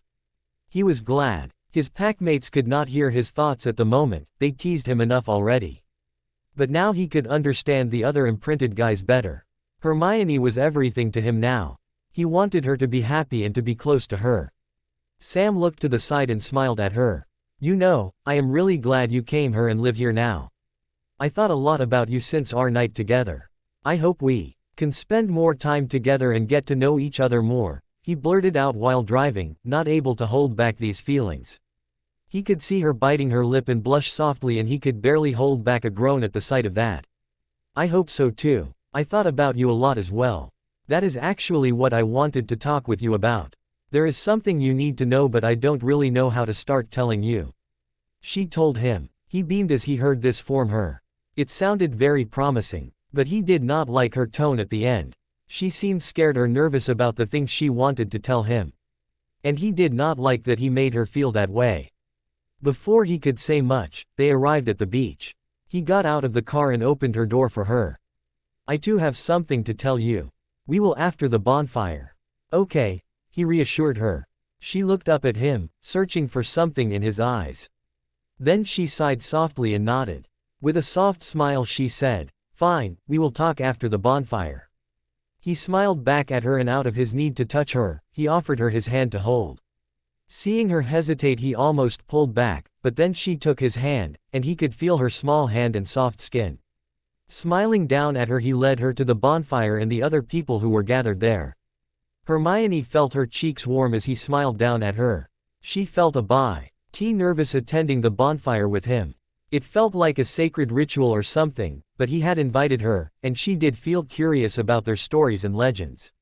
Following him, she greeted the boys she knew and some of their partners she had met at the beach.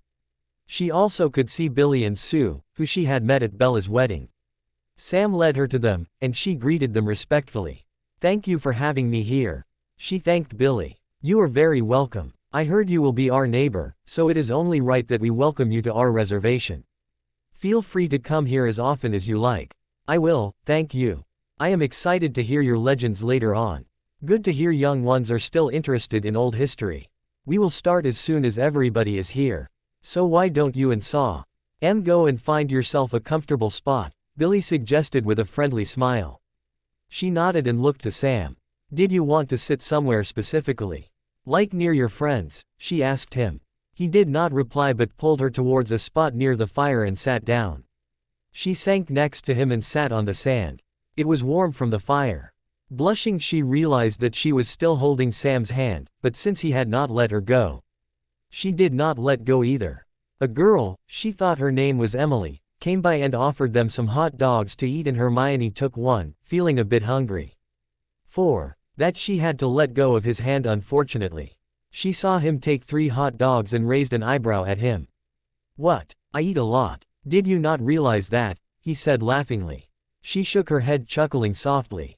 I almost forgot. Why do boys and men tend to eat so much? My friends back in England eat a lot as well, and I could never understand growing up, she said. They eat as much as we do. Really? I thought that was only us. He said, smirking. No, Ron and the boys in his family eat about as much as you do. All the boys from my school ate pretty much. Except maybe Harry, but I think that is because he had so little growing up. I think I remember you telling me about them. They are your best friends, right? And you told me you had broken up with one of them. Was it this Harry? Sam asked her. She was positively surprised that he remembered what she had told him that evening years ago. They had had a few drinks at that point. Yes, they are my friends. But I dated Ron for a bit, not Harry. He is like a brother to me, and I am friends with his wife. Who is Ron's sister, by the way? Ron and I are still friends, but not as good as before the breakup. She tried explaining her relationships. I can understand that. Leah and I dated a while, but I broke it off before I went traveling. We are still friends, but it is not the same as before, he sympathized with her. Oh, I think I remember us talking about it and commiserating about our breakups, she said, laughing a bit. He too laughed and confirmed, yes we did. They smiled at each other, but before they could talk more, Billy started talking. The 19th of August 2006, La Push, Washington. Hermione was lost in thoughts as Sam walked beside her along the beach. It made so much sense now. This was an old wolf shifter tribe. And they too seemed to have been left in the dark about magic. She really needed to talk to Kingsley about this, or Makusa. They did not get along well with vampires, or cold ones like they called them. But at least they had a treaty with Jasper's family. Had the magic reawakened since the vampire family had moved back here? In her research it was mentioned that they had lived here at some point and moved back here a few years ago. It would make sense with the stories she had just heard. But were the people here able to transform into wolves? Was that the thing Sam wanted to tell her? Wait. Old Shay turned into a wolf as well if she met vampires. Before her thoughts could spiral anymore, Sam pulled her out of her head by asking, "Is everything alright? You are quiet. Did you like the stories? Did they scare you?" He was frowning at her. He almost seemed worried about her. She shook her head. "I am alright. Sorry, I was just thinking about the legends. They are very interesting. The Irid warriors that turn into giant wolves remind me a bit of werewolves, but then they would be able to transform only at full moons. I wonder if the transformation hurts. Werewolf transformations always look very painful." She thought out loud. "It doesn't hurt," Sam replied. He then looked at her shocked and she smirked. "I knew it. You are one of them, right? I am glad it does not hurt," she said triumphantly and then smiled relieved. His eyes widened even more at her reaction. I did not expect this reaction. You don't seem surprised that much. Did you know before?" he asked her, frowning at her. He seemed a bit unsure of the situation. "I heard one of the boys calling the Cullens leeches. So, I wondered how they knew of vampires. The stories explained it. But you just confirmed my assumptions," she said smiling up at him. You are so calm about this. Is it because of the vampires?" he asked her and corrected himself as she narrowed her eyes at him. "Partially yes. I know that there are things a normal human being would not believe, vampires being just one of many such things. Since you are one of such beings as well, I can tell you. I am not an ordinary human myself. I am what you would call a witch." "A what?" he said loudly looking at her in disbelief. It was her turn to frown now. "I am a witch. I can do magic. Trough a wand. Is it so hard to believe? There are wizards and witches when there are vampires and shifters," she asked him. He was looking at her with an open mouth. "I will show you mine if you show me yours," she suggested, after waiting for a while on a reaction from him. Finally he blinked and looked at her. "You are serious? You mean it? You want me to shift and then you show me your magic?" he asked her with a frown. "Yes. You shift for me and I will show you some of my magic," she said with a grin. He now too started to grin slowly. "Okay. I agree. But then you have to tell me more about this witch thing. I am curious. Were you born as one or did you I don't know by a cursed artifact or something?" he asked while taking of his shirt. She looked at his chest mesmerized. He was so good looking. But then she shrieked surprised. Blushed and turned around. He had started to pull down his pants as well. "What are you doing?" "I don't want to rip my clothes while shifting so I pulled them off," was his reply and she could hear him chuckling. "Wait, you shift naked?" she asked dumbfounded. "Well, yes. Or we rip our clothes and that gets expensive fast. So we hide some clothes around and get dressed or undressed when we shift." "Wow, that seems really bothersome. Why don't your clothes shift with you? That would be more practical," Hermione thought out loud. Hers did when she transformed into her animagus form. "I have no idea. Count to 10 and then turn around, if you want to see me in my wolf form. If you want to see me naked then you can turn beforehand." She could almost hear the smirk in his voice. She counted loud to 10 and then turned around slowly. Before her stood a giant black wolf. She smiled and stepped closer, a hand reaching out to touch his fur. He stepped closer too and nuzzled into her hand, which made her giggle. His fur was surprisingly soft as she ran her hand through it. "For a wolf you were really big," she commented, only barely reaching his shoulder. She patted him for a bit more before she stepped back and turned around. "You can change back now. And to answer your questions from before, I was born a witch. But I only found out when I turned 11. My parents were non-magical humans we call Muggle. So it was a surprise to be invited to Hogwarts School of Witchcraft and Wizardry," she explained while she could hear his clothes rustle as he put them back on. "You went to a school for witches. How was that?" "You told me about the boarding school, but left out the magic part," he said as he stepped around her.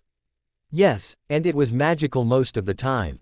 I loved going to classes and learning more," she said smiling at him, leaving out the darker parts of her school life. "Most of the time?" he asked, seemingly catching on. I might tell you another time. Now did you want to see magic? She asked him and avoided his question. She held her chin in her hand and tapped her finger against her lip in thought. What would be impressive to see, to make one believe in magic? Well, he already did kind of believe since he had just transformed into a giant wolf. Let us start with this one, it is one of my favorites. Avis. With her words she had pulled out her wand out of her sleeve and had swished it in the air. Sam's mind was still reeling. He had not imagined this situation, not in his wildest dreams and hopes. Hermione had just accepted him to be a wolf and was now showing him her magic. He wanted to know so much more about her. But he first needed to tell her about his imprinting on her. He hoped that would go over as good as this had. Before that he wanted to see her magic. He wondered what all she could do with that stick she had just pulled out of her sleeve. His eyes widened as yellow canaries burst out of the tip of her wand and started circling around them. She laughed at his expression and it warmed his heart to hear her laughter. This is amazing. What else can you do? He asked curiously as he could not help but step closer to her. Oh, a lot. It would take a while to show everything. But I can conjure up things, make them vanish, repair things, change them, brew potions with different effects, and it goes on. Do you wonder about anything specific? She tried to explain what her abilities were. I don't know. Can you fly on brooms? He asked more as a joke than being serious. Technically yes, but I am not very good at it, and I am a bit afraid of heights, so I prefer not to. But Harry and Ginny are very good flyers. They both played in our Quidditch house team. It is a sport played on brooms, she explained. You have a sport played on brooms? He asked and listened raptly to her explanation. It was a bit confusing to follow it, but he thought he understood the important parts. It sounds interesting. I would love to see a match once. And I am sure most of the other guys would too. They will be amazed at what you will tell and show them, he said with a smile. He should tell her now. He needed to tell her, right? Nervously he took her dainty hands in his large ones. He caressed over her knuckles and could feel her shiver. I still need to tell you something, he started and could see her raise an eyebrow. There is more. What? Can you transform into a dolphin as well? She asked, laughing slightly. He had to laugh as well and relaxed a bit. There is more, but no transforming into other animals. The transformation into a wolf is not the only thing affecting us as spirit warriors or shifters, whatever we are called. Our physical appearance change when our gene awakens and we are able to transform at will or with strong emotions. And we imprint. Man, this is difficult to explain. I don't know how the others did it, he tried to explain and ran a hand trough his hair frustrated. Imprintee. Like how chicks see the first living thing as their mother, Hermione asked, looking at him confused. No, well, kind of. It is not the first person or as a mother. You could say we recognize our soulmate. When we meet that person and really see them, the whole world shifts, even gravity, and that person is the only one holding us to Earth. We can be anything for them, siblings, friends, partners. Everything that person needs us to be, we will be. Jard and Emily are like that. But there are others in the pack. And for me, you are that person. You are my imprint, my soulmate, he managed to tell her. She was looking at him with wide eyes and slack yaw. I what? She squeaked. You are my imprint. The moment I saw you on the beach my world shifted and I knew. It made so much sense. Since I could not get you out of my mind all these years. When we met, I had not yet awakened or I would have imprinted on you then. He waited with bated breath for her reaction. The 19th of August 2006, La Push, Washington. Hermione's mind was spinning crazily. He had just told her she was his soulmate. How could this be? And was it accurate? Could she trust this imprinting? She did feel drawn to him. Our magic always seemed to call out to him. Even that night 3 years ago, she had felt it now that she thought about it. So, was it possible they really were soulmates and she had just ignored the feeling? He had said he had thought about her a lot and so had she, and not only because of Shay. Merlin, her heart was soaring and beating fast from happiness that he seemed to like her and want her in his life, and at the same time she was so scared. What if he would not accept her with her children? Maybe he would Shay, since she was theirs, but what about Teddy? She could not just leave him. He was her son too. She took deep breaths, and then squeezed his hands, that were still holding hers. I am not sure what to say, this is moving so fast. I don't know what being your imprint entails. She tried telling him what she was feeling. She held up a hand before he could interrupt her, but I do feel similar. My magic, it seems to call out for you, and I feel drawn to you. Before she could say any more, she was in his arms and his lips were crashing on hers, kissing her longingly. She gasped and slung her arms around him, returning the kiss after the first shock. It felt like coming home. Like her longing had finally been fulfilled. It felt so good. She moaned into the kiss and he used that chance to push his tongue into her open mouth. He made her forget her everything for a moment. She just enjoyed this feeling and melted against him. But after a while she had to come out of it again and pushed against his chest. Panting, she looked up to him with flushed cheeks. That was even better than I remembered, Sam told her with a wolfish grin and leaned his forehead against hers. He too was slightly out of breath, and she could not help but chuckle at his comment. I agree, but we won't repeat last time yet. I still need to know what being an imprint means to you and what you expect from me, and I also still have things to tell you before we can go any further than this, she told him clearly. She saw him nod. But before he could explain, there was a howl in the distance. He cursed and looked apologetically at her. I am so sorry, but I have to go. I forgot the time. It is late and I am supposed to begin patrolling now. We will talk more tomorrow. I will come by with the guys to continue with the repairs. I am sorry to cut this short, he said and cupped her cheek in his hand, caressing her. Hermione sighed and nodded. Fine. We will talk more tomorrow, she told him with a soft smile. He smiled down at her and kissed her softly. You are everything to me. Don't have any doubts about that. He reassured her before he let her go. Her smile grew bigger and she nodded. All right. Now go, before they come looking for you. I will wait for you at my house tomorrow, she said. He grinned at her and then jogged away towards the woods. She watched him go and waved as he turned back to her, still grinning. As he disappeared from her view, she sighed. She still had to tell him tomorrow. She just hoped she would have a chance to before her kids came. On the other hand, then she would not be able to avoid the topic anymore, and he neither. A loud, happy-sounding howl was to be heard that was followed by other howls. He seemed to have met up with his pack. Smiling, she disapparated to her home. Sam was overjoyed. As soon as he reached the woods, he stripped and shifted, then let out a happy howl and ran to the treaty line. His head was bombarded with thoughts from some of the others who were still in their wolf form. How did it go? Did she believe you? Did she run away? Has she agreed to date you? Are you together now? You even kissed. Ew, I don't want to know how she feels in your arms or what else you want to do to her. He growled at his packmates when he reached them. Silence. It went well. We will talk more tomorrow. Try not to see my thoughts and I will try to keep them for myself, all right? Colin and Jared, you can go sleep. Embry and I will take over. Fine. But you will tell me more tomorrow before we go over to her house, Jared let him know before he transformed. Now it was quieter with only his half-brother left. I am happy for you. You found your imprint and she accepted it. Was she scared about you being a wolf? I know Emily was at first. Thank you. I am too. I now know why I missed her so much all these years since I last saw her. Something in me already knew, but no, she was not afraid.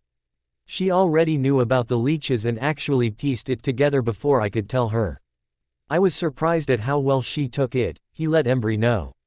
He managed to hold back the information that she was magical.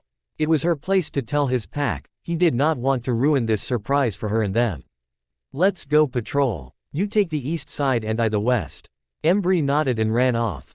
And so did Sam. He could not wait for the next day when he could see Hermione again. So he managed to tell you, was Jasper's comment the next day, when he and Alice came over to Hermione's house to help with the house. Yes, he told me. He also knows about me being a witch. But I haven't managed to tell him about Shay and Teddy. He had to go patrol before I could. Hermione told them and blushed softly. Alice smiled knowingly at her while Jasper was frowning slightly, probably trying to read her feelings. You will tell him, right? Jasper asked, unsure. Of course I will. I will not go further with him, if he does not accept both of them. It will hurt, but I won't abandon my children, neither of them, she said fiercely, hurt he would think so lowly of her. He held up his hands, and tired to calm her down. I did not mean to offend you. It was just a question. I know you both have a lot to talk about. I am glad you managed to get some of it out. Now that he knows you are a witch, we can get things done faster here, right? Then you can see your children sooner. I know you miss them very much." He tried to explain and change the subject a bit. Hermione thought for a moment and then smiled, nodding. "Yes, you are right. I now can tell the others too and should be able to finish sooner with a bit of magic. Maybe I can even tell Harry he can bring them over tomorrow if we work fast," she exclaimed. "Then let's get to work," Jasper agreed. And so they did. They got a lot done before Sam and the others got there. 21th August 2006. Between Forks and La Push, Washington. Hermione rubbed her face with exasperation. She had tried to find a quiet moment the day before to tell Sam about his daughter and Teddy. She really had tried but had not managed to tell him in the end. She hadn't even managed to tell the others about her magic yet. All were so engrossed in finishing up the house, and then the boys had been called away. Apparently, there had been a rouge vampire on their land, and they had to take care of it. Sam had called her afterwards to reassure her that everyone was fine, and the vampire had been taken care of. Instead of managing to tell Sam, she had at least been able to call Harry. He would be dropping off her children any minute now. She was so happy to see her children again, but also felt dreadful that she had not told Sam yet and still was unsure how she should tell him. Her heart thudded loudly in her chest from excitement and fear as she paced the floor. There was a knock at the door, and she froze. She was not expecting anyone, not at the door. Slowly she went over and opened it. A sigh of relief left her as she saw Jasper standing there. He chuckled at her. "A feeling told me that you would be driving yourself crazy if left alone, so I came by to keep you company until Harry and the children would arrive," he told her and entered as she stepped aside. Closing the door behind him, she nodded in agreement. "I actually was. Thank you for coming by. How is your family doing? Any news from the newlyweds?" she asked to distract herself. "They arrived safely at the Isle and are enjoying themselves. The others are doing fine. Some of us went hunting. I went yesterday, since I wanted to meet my great niece today." "That's great. You will see, they both are wonderful." "I am sure they are. Now sit down and I will make you tea. Should I put some of that calming potion in it you told me about?" Jasper said and walked around the kitchen aisle to turn on the kettle. He pulled out a mug from a cupboard and tea from another and prepared the tea how she liked it. "Thank you. And yes, that probably is a good idea.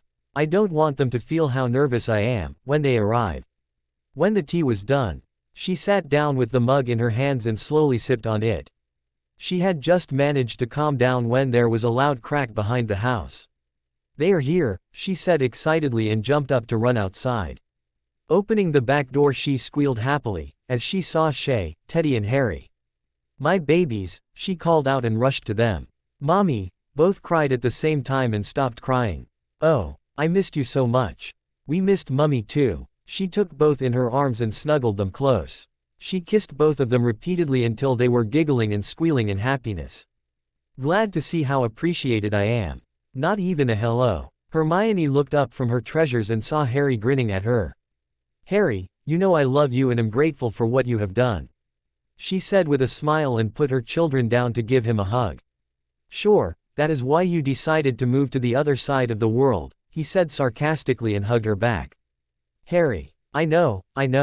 We talked about it. And I understand. I will still miss you and come visit often. I am the godfather of these two, you can't get rid of me. I hope your many great uncle treats you well at least." "Who is that?" he reassured her and then looked behind her.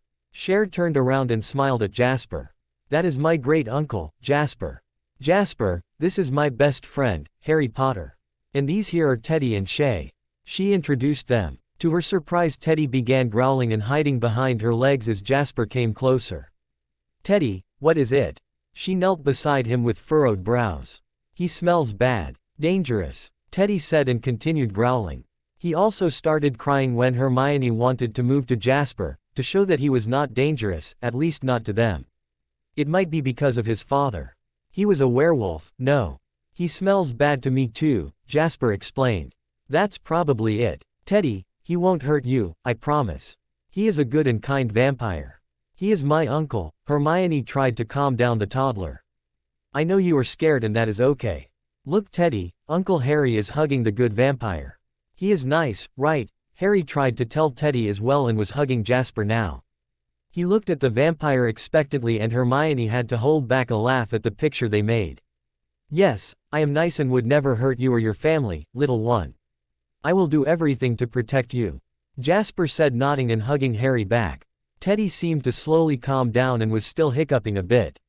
He is a good bad smell? He asked hesitantly. Hermione could not hold back a laugh and nodded. Yes Teddy. He is a good bad smell. And his family is as well, you will meet them another time. Do you want to go say hi to Jasper? Okay, the little boy sniffled and went up to Jasper. Hello, I am Teddy. Nice to meet you, Teddy said shyly. Hello Teddy. It is nice to meet you too. I am Hermione's uncle, but you can call me Uncle Jasper too, if you want. Hermione smiled, as she saw how gentle the vampire was with her child, even kneeling to look less imposing. Shay, do you want to say hi too?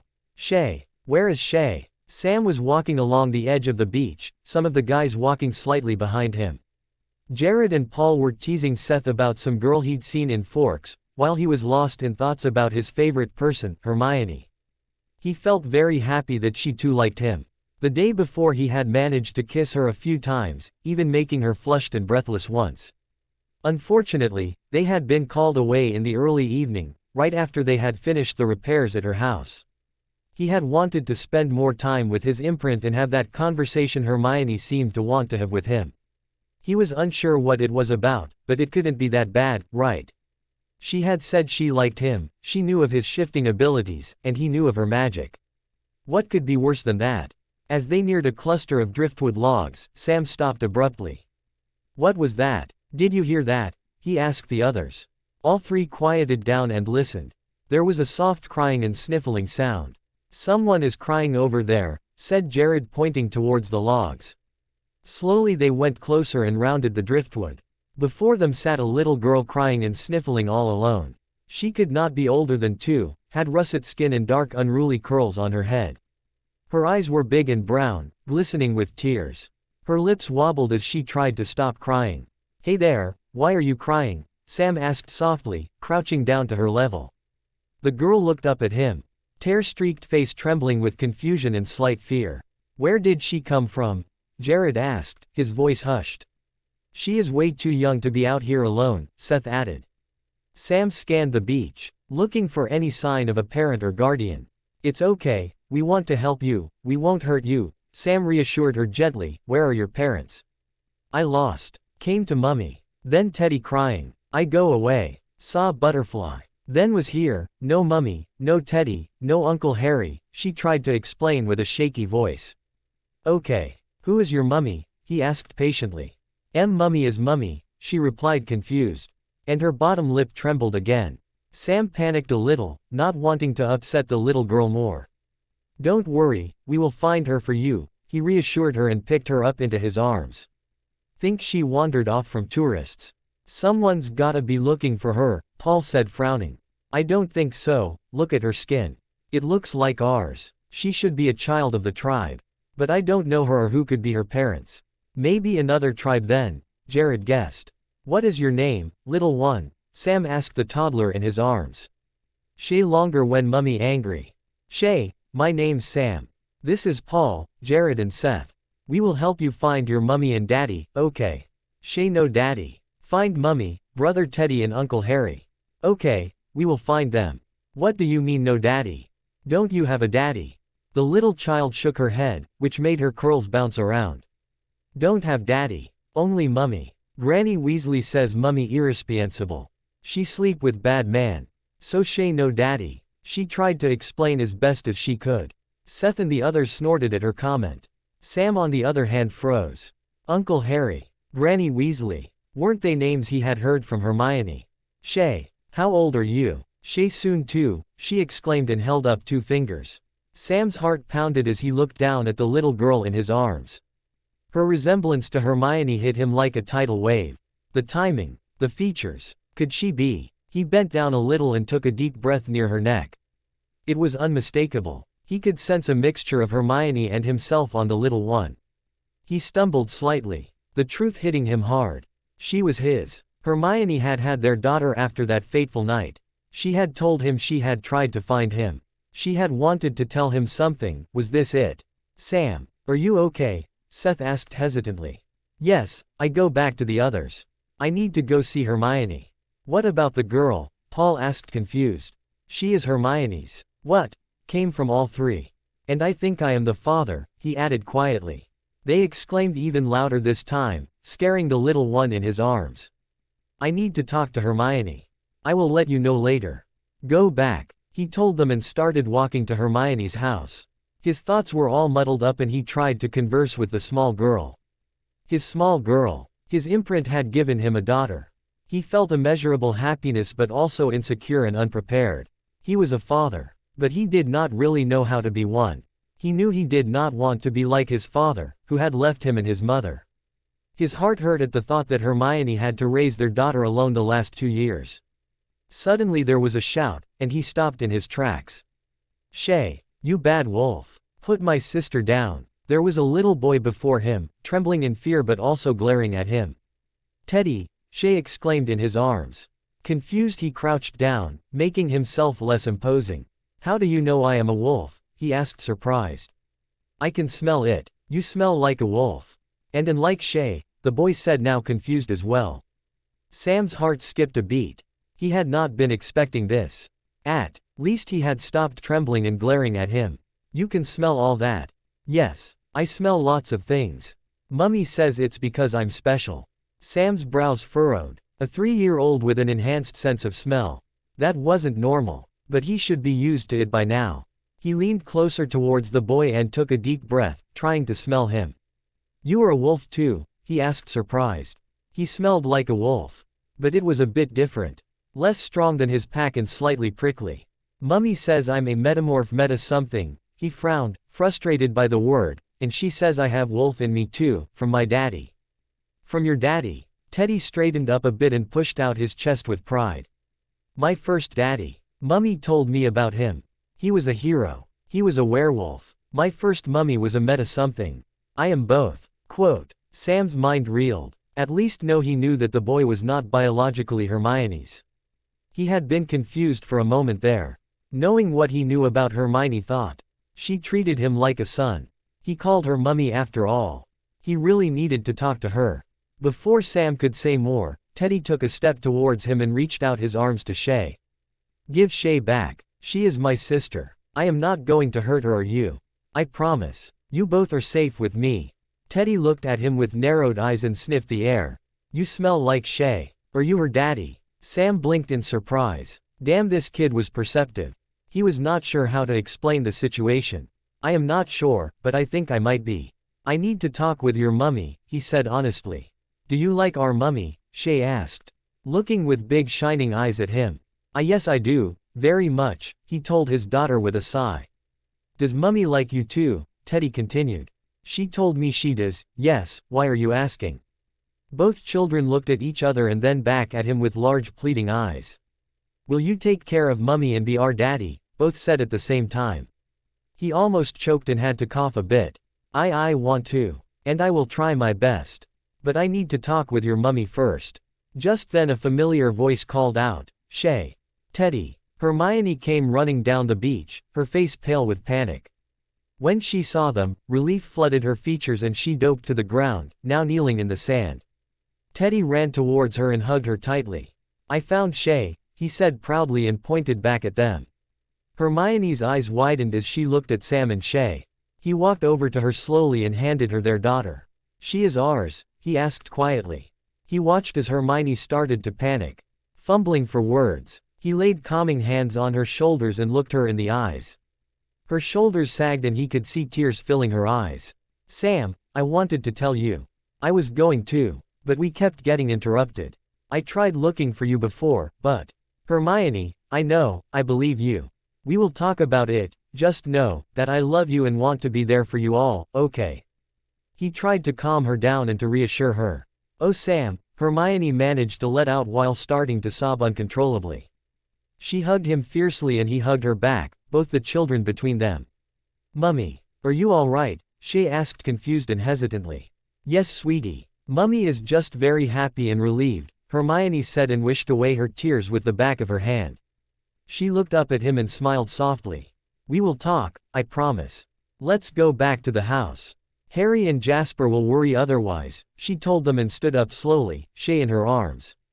Sam nodded and did the same, taking Teddy in his arms. Together they went back to the house. 21th August 2006, Hermione's house, Washington. The walk back to Hermione's house was quiet. Sam observed Hermione and his daughter nestled against her. He could feel Teddy's stare from time to time. He smiled at the little boy in his arms. He had so many questions, it was like a whirlwind in his mind. The house came into view and Sam could see two figures pacing back and forth in front of the porch. He could see that one of them was Jasper, the vampire. The second one he did not recognize. Both stopped and relaxed when they saw them approaching. As they reached the porch, the stranger's eyes scanned the group, resting on Hermione and Shay, then on Sam and Teddy. His expression tightened, but his tone was polite. Everything all right? Yes. Harry, Hermione said quickly. Her voice was steady, but Sam caught the tremble in her hands as she adjusted Shay's position. I found her and Teddy with Sam, but each of them calm when I arrived and no one was hurt. Harry's gaze shifted to Sam, sharp and assessing. I see. Good thing Sam was there, then. Sam met his gaze evenly. I would never let anything happen to them. Harry didn't reply immediately, but his expression became softer and then a bit confused. Good. Because they mean everything to Hermione and to me. Wait, Sam, the name rings a bell, I can't place it. He looked to Hermione confused and like he was asking for her help. He is Shay's father. Could you both take them inside? I need to talk to Sam, Hermione said, biting her lip. Oh, sure thing. I am sure you have a lot to talk about. We will go inside and get to know your uncle, Harry said and took Shay from Hermione's arms. Sam tried to put Teddy down, but the little boy seemed reluctant to let him go. It's okay, Teddy. I told you I need to talk with your mummy, right? You go in and I will be back with your mom in a bit, he reassured the toddler in his arms. Teddy still hesitated, his sharp little nose twitching as if analyzing Sam's sincerity. Finally, he nodded. Okay. But you promise? Yes, I promise, Sam said firmly. Teddy then let go and walked up to Harry and then followed him inside. Jasper lingered for a moment, his golden eyes flicking between Hermione and Sam. I will give you some privacy. Holler if you need anything, he said with his southern drawl. And he too went inside and closed the door. Hermione turned around to Sam, arms crossed protectively. Her expression was a mix of determination and vulnerability, her lips pressed into a thin line. Sam, he held up a hand. Interrupting her as gently as possible. Hermione, I am not angry. I need to understand. Please tell me everything from the beginning. She nodded and exhaled shakily. Okay. Let's sit down. They moved to the porch steps and he saw her mutter something and move her stick, one he corrected himself. Sat side by side, he waited patiently as Hermione gathered her thoughts, twisting her hands together. I didn't know I was pregnant for a while. I thought it would not be possible, since I assumed we used protection, she began softly. After that night, I had to go back the next day and life moved quickly.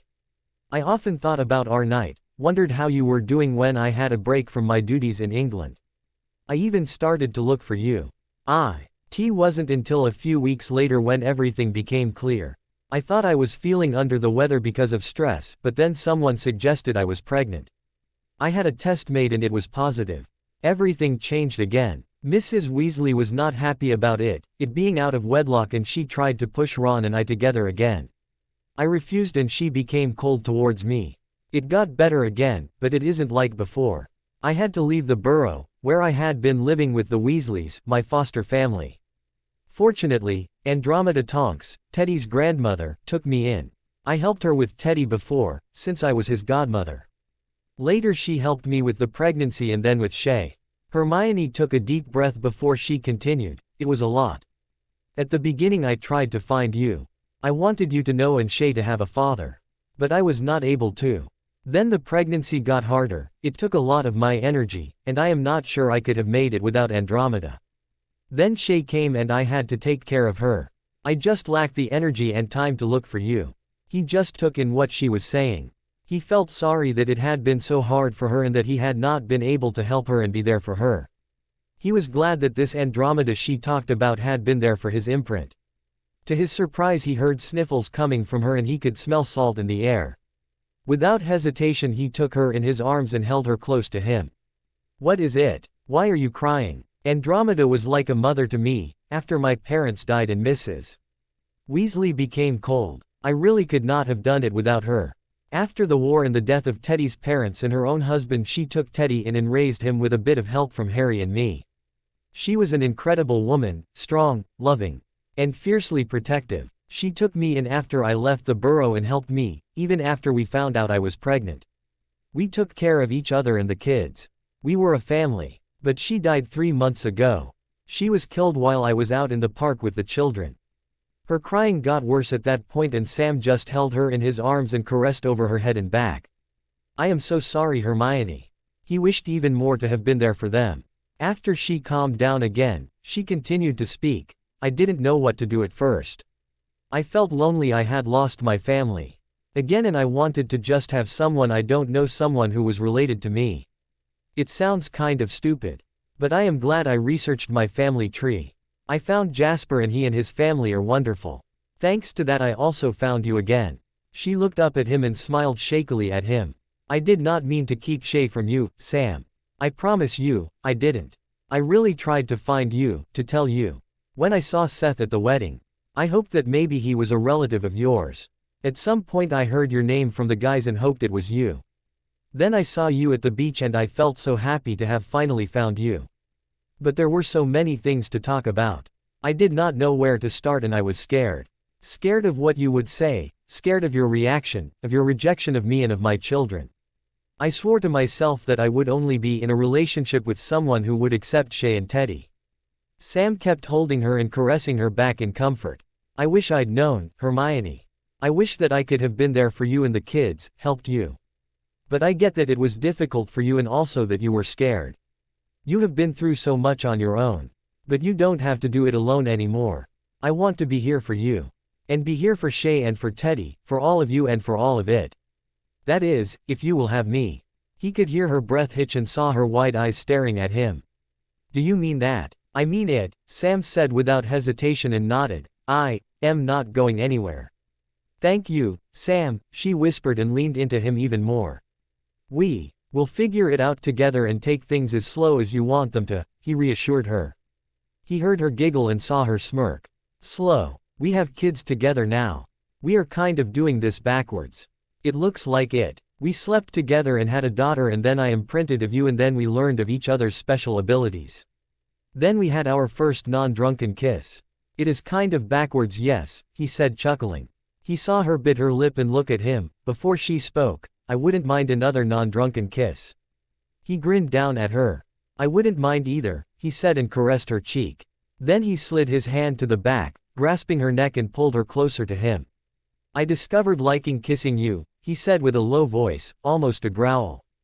"I discovered I do too," he whispered and he could feel the warmth of her breath on his lips. He lowered his face a bit more and closing his eyes he pressed his lips on hers. It was softer this time. He took his time to savor every bit of it. Slowly he moved his lips against hers, holding her close and cradling her head in his large hand. She felt wonderfully pressed against him. He had missed this without knowing he had. A piece of him he had not known he had lost, had found back to him finally. He licked her lips, begging for her to let him in, to let him get even closer to him. When she parted her lips, his tongue delved inside and explored her tongue and mouth. He could hear her heartbeat accelerate and her breathing hitch from time to time. He could get lost in her. He did not know much about being a good father or a good boyfriend. But for her and the children he would give his all. Jasper was leaning against the kitchen island while he watched Hermione's friend Harry pacing in the living room. Teddy and Shay were playing with some blocks on the rug in the meantime. He was trying to hear what they were talking outside, but to no avail. At least he could feel their emotions. He could feel the dread, fear and nervousness coming from his niece and confusion and a bit of hurt from the wolf. The children were feeling very happy and it made him smile. Harry on the other side felt worry. "I don't like this. It's too much for her," he muttered while pacing still. She was trying to tell him for a while now, they kept being interrupted. They had a lot to talk about other than her having 2 children. It is good he finally knows. He is her imprint, he won't hurt her, Jasper said. With a frown Harry turned to him. What's an imprint? And what has it to do with this? Oh, I thought she might have told you already. But I assume it has been a lot the last few days and I am sure she would have told you soon. Does your magical world have mates? I mean soulmates. Harry blinked at him and frowned. Yes. Teddy's father and his mother were mates, why? Well, an imprint is a soul bond or mate. Sam imprinted on Hermione the first time he saw her. He knew she was his mate. He told her a few days ago. He will not hurt her. Jasper tried to explain. He could feel more confusion from Harry. Humans or even witches or wizards don't really have mates. What the bloody hell is he then? Jasper held up his hands and tried to send calming waves to Harry. Hermione told you that my family and I are vampires, right? Yes. But I know he is not, he said, pointing to the door. No, he is not. They don't like us very much. Sam is a shifter and alpha of his pack. The Quileute tribe has legends of spirit warriors that could transform into wolves to battle the cold ones, vampires. We made a treaty with them years ago. That we won't set foot on their land and won't hurt humans, and they let us in peace. Since we moved back, the shifting gene has been activated in some of the tribesmen. Sam was the first to transform into a giant wolf. And like I said, they imprint on first sight. He is a giant wolf. An alpha. And Hermione is his mate. Yes, Jasper confirmed, nodding. Harry let himself fall on the couch and laughed slightly. Bloody hell. My luck must have rubbed off on Hermione. A vampire as uncle, a part werewolf child, and now a giant wolf shifter as father of her daughter. He sat up with a jolt. Wait, that means Shay is part shifter too, right? Ha ha, this is priceless. I have to tell Ginny when I am home. A family of wolves. Harry started laughing and could not control himself. R was a bit confused by it but did not pay too much attention to him, since Shay and Teddy started running around in the living room. He wanted to prevent them from harm and move as soon as one of them would slip or fall. Shay was laughing in delight as Teddy was chasing her around the couch. The door opened, revealing Hermione and Sam. There was a squealing and then Shay ran towards Sam calling out, "Daddy." Jasper could see him freeze for a short moment and then picking up his daughter. He could feel that the wolf was overwhelmed and was also a bit scared, but he could also feel warmth and protectiveness. He could feel Teddy hesitate and saw him walk towards Sam slowly. Can I too? Jasper could see the scared and hopeful look on his tiny face. He did not need to feel them. He did feel Hermione's heart breaking a little and also Sam's, but could also feel the same feelings from the wolf when Shay had come to him. Sam picked up Teddy too and was now carrying a toddler in each arm. Of course, little man, he reassured Teddy. Why is Harry laying on the couch laughing? Hermione asked, confused. He said something about a family of wolves and that he had to tell Ginny. Sorry, I told I am a bit about our situation in the pack, Jasper explained with a shrug. Hermione let out a giggle and he could feel her amusement. That explains it, she said with a chuckle. At that point he had calmed down enough that he sat up and looked at all of them. My luck rubbed off on you. Maybe it was never your luck alone but ours combined, Hermione replied with a giggle and raised eyebrow. Thank you so much for bringing them to me and having them for the last few weeks, she told him and went over to give Harry a hug. Always, he smiled and hugged her tightly. Bloody hell, it's later than I thought, he cursed when he let go. I need to go home to Ginny and the kids. I will come by another time, so we can talk more, he told Hermione. He turned to Jasper and Sam as well. It's been a pleasure meeting you. And I look forward to getting to know you in the future. You both better take good care of them, or I will make sure you wish you were dead for real. Harry, I am just warning them. I will tell Ginny. She will threaten them too when she gets to meet them, he said with a smirk. He gave Teddy and Shay a kiss to the forehead, looked at Sam and Jasper again and then disappeared out the door. I will leave you to it as well. Call me if there is anything or you need help. And let me know when you want to come by. The others want to meet Teddy and Shay as soon as possible. Jasper told Hermione and ignored Sam's growl. Waving at Sam and the little ones, he too left out the door. 21th August 2006, Hermione's house, Washington. Hermione let out a deep breath as the door closed behind Jasper. The house was quieter now, save for the soft chatter of Teddy and Shay in Sam's arms. It felt surreal, a moment she had only dreamed of but never fully believed it would happen. Sam stood in the center of the room, holding both children as if it was the most natural thing in the world. His large frame dwarfed their small bodies, but his presence seemed to wrap them in safety and warmth. Hermione's heart swelled at the sight. This was only the beginning. But she was so glad that he was there with them now. He wanted them. He wanted her and her babies. She had a shot at a relationship with someone who hopefully would not break her heart and leave her and her children.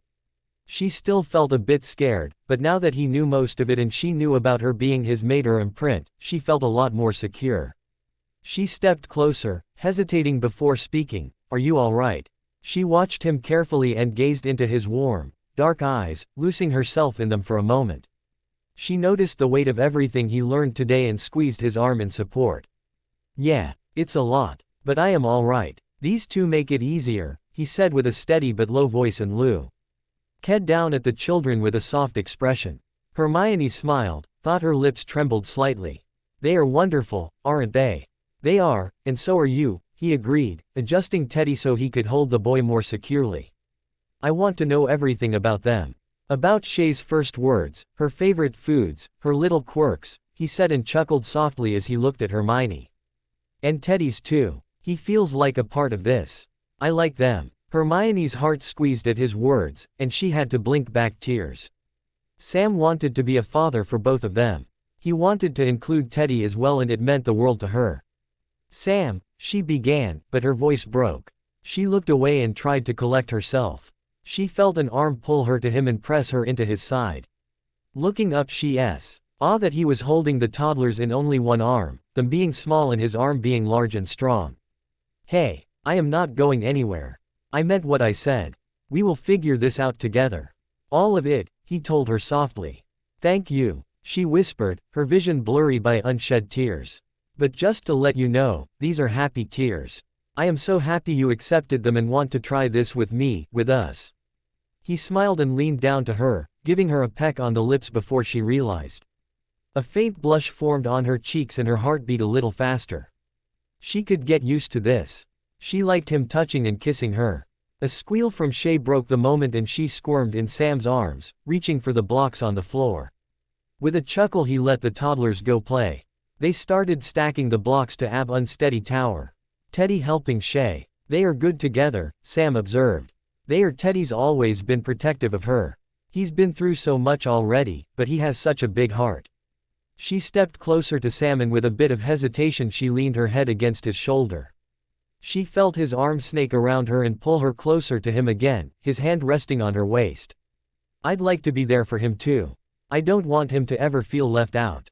Hermione's breath hitched. She realized just how deeply she had longed for someone to see not only Shay but also Teddy as more than just a child she cared for out of duty, or even worse, a burden. "He will love that. You don't know how much it means to me to hear you say that," she said softly. He squeezed her HTLY and kissed her temple before he said, "You look like you could use a break, maybe even a nap. Let me take care of them for a while so you can rest." Hermione hesitated, glancing between him and the children. "They will be fine," Sam assured her, his tone firm but kind. She opened her mouth to argue, but the weight of the past few days hit her all at once. "All right," she relented, smiling gratefully, "but if they get too rowdy." "I've got this," he interrupted, his grin widening. Hermione watched as he knelt on the floor with the children, his deep laugh echoing through the room as they babbled excitedly. Her chest tightened with an unfamiliar mix of relief and hope. She headed up to her room and lay on the bed with a smile on her face. Soon after she fell asleep. Hermione stirred later in the evening to the sound of laughter. She sat up, blinking groggily as she tried to wake up. Then she slowly and quietly went downstairs. She took in the scene before her with a smile. Sam was sprawled on the floor with the children, Teddy perched on his back and shouting triumphantly while Shay giggled beside them. The sight warmed her heart in a way she hadn't expected. "Having fun?" she asked with a smirk. Sam clanked over his shoulder with a wide grin and replied, "More than I thought possible." Teddy scrambled off Sam's back and ran over to Hermione, throwing his arms around her legs. "Mummy, Sam's so strong. He can lift me and Shay too." "Is that so?" Hermione said with a chuckle, smoothing his hair and smiling down at him. "Yeah, he is like giant. Like Hagrid. Bigger than uncles," Teddy said, his voice filled with awe. Sam chuckled as well and stood to brush off his jeans, teasing, "I might have to teach him to wrestle." Hermione rolled her eyes playfully and replied, "As long as he doesn't start breaking furniture." "No promises," Sam said, winking. Shay toddled over then, holding her arms up to Sam. He scooped her up with ease, his face softening as she rested her head against his shoulder. "She is getting sleepy. I should get them to ready for bed," Hermione said, picking Teddy up in her arms. Sam hesitated slightly. Do you mind if I help?" "Show me their routine." Hermione blinked, surprised by the offer. She felt her heart warm again. "Of course I don't mind. I am actually glad you are showing such interest," Hermione told him with a smile. Together, they ushered the children upstairs, the quiet hum of bedtime routines filling the house. Hermione let Sam read the toddlers a story as she watched them, listening raptly to his every word. She felt warm inside, looking at this scene. She had wished for this for so long. Blinking the happy tears away, she smiled blissfully. As Sam finished the story, Hermione kissed the toddlers goodnight and sent them each to their bed. Then she returned downstairs to the living room with Sam. She continued to the kitchen to make herself some tea. "Do you want some tea as well?" she asked him as she bustled around the kitchen. "No thank you. I am good." As she had her tea, she cuddled on the couch and motioned to him to come sit next to her. When he was seated, she leaned into him with a content sigh. She smiled as she felt him put an arm around her slowly. "This feels so comfortable. It is kind of strange. Just a week ago we were strangers again," Hermione said softly, looking up at him. "Not strangers. We've always been something more," Sam corrected her gently. "Even after all this time." Sam smiled down at her, his gaze unwavering, and nodded. "I've never stopped thinking about you. I didn't know what to call it back then. But I knew you were important in some way. And now you are everything." Hermione's breath hitched at his words. He had explained what an imprint was and how they felt. And she too felt a pull towards him. But she did not want to rush it. Before she could say something, he interrupted her. "I am not trying to push you. I just want you to know. I'm here for you, for the kids. For whatever you will let me be." Hermione felt her heart swell again and she smiled at him brightly. "You mean a lot to me too, Sam. I want us to be, I don't exactly know how to explain, but I want us to be everything. Friends, a couple, partners, lovers, parents. But I also want to take it slowly. Maybe go on a few dates. Kissing aloud but not more for the moment," she tried to explain herself. "I can agree to that. Kissing sounds good," he growled lowly into her ear.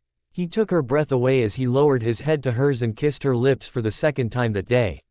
He pulled her closer with the arm he had around her shoulder and deepened the kiss. Her own hands were on his chest and shoulders as she kissed him back. This made her feel so connected to him and reminded her of their night together. Her cheeks flushed with heat and slight embarrassment. Before she could lose herself completely, they broke the kiss, both panting for air. "It feels good too," Hermione said, a bit breathless. "Yes," he growled again, while nuzzling her cheek and neck. Her hands started roaming while his were holding her tightly. "Hermione," he growled her name and made her shiver, her hands not stopping. "Hermione," he repeated more urgently, "we need to stop here, or I won't be able to hold back." She froze in his arms and blushed. She looked up and into his eyes.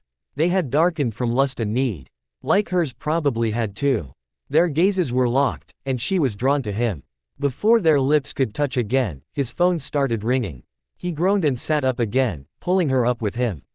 Somehow, they had managed to lay down on the couch. He pulled out his phone and looked at the screen. With a look to Hermione, he put the phone on speaker, which surprised her. He made to stand up and give him some privacy, but he pulled her back to his side. "Man, you told us you would let us know and we still did not hear from you. Are you okay? What about the little girl?" Came the worried voice of Seth out of the phone. "Is everyone there to listen?" Yes. You know keeping secrets does not work with us." "Come on, what happened?" Jared asked impatiently. "Hermione is listening too. Sam then told the others with a smirk, while looking at her. "Hi you all," she spoke, feeling kind of shy. At first there was silence, then there was loud, unidentifiable shouting. "Quiet," Sam said authoritatively. And they became silent again. "It turned out that Hermione had my daughter 2 years ago. Her name is Shay. She also adopted a boy named Teddy. We will take it slow. But if all goes well we will be a family of 4, he told them and caressed over her cheek with a smile.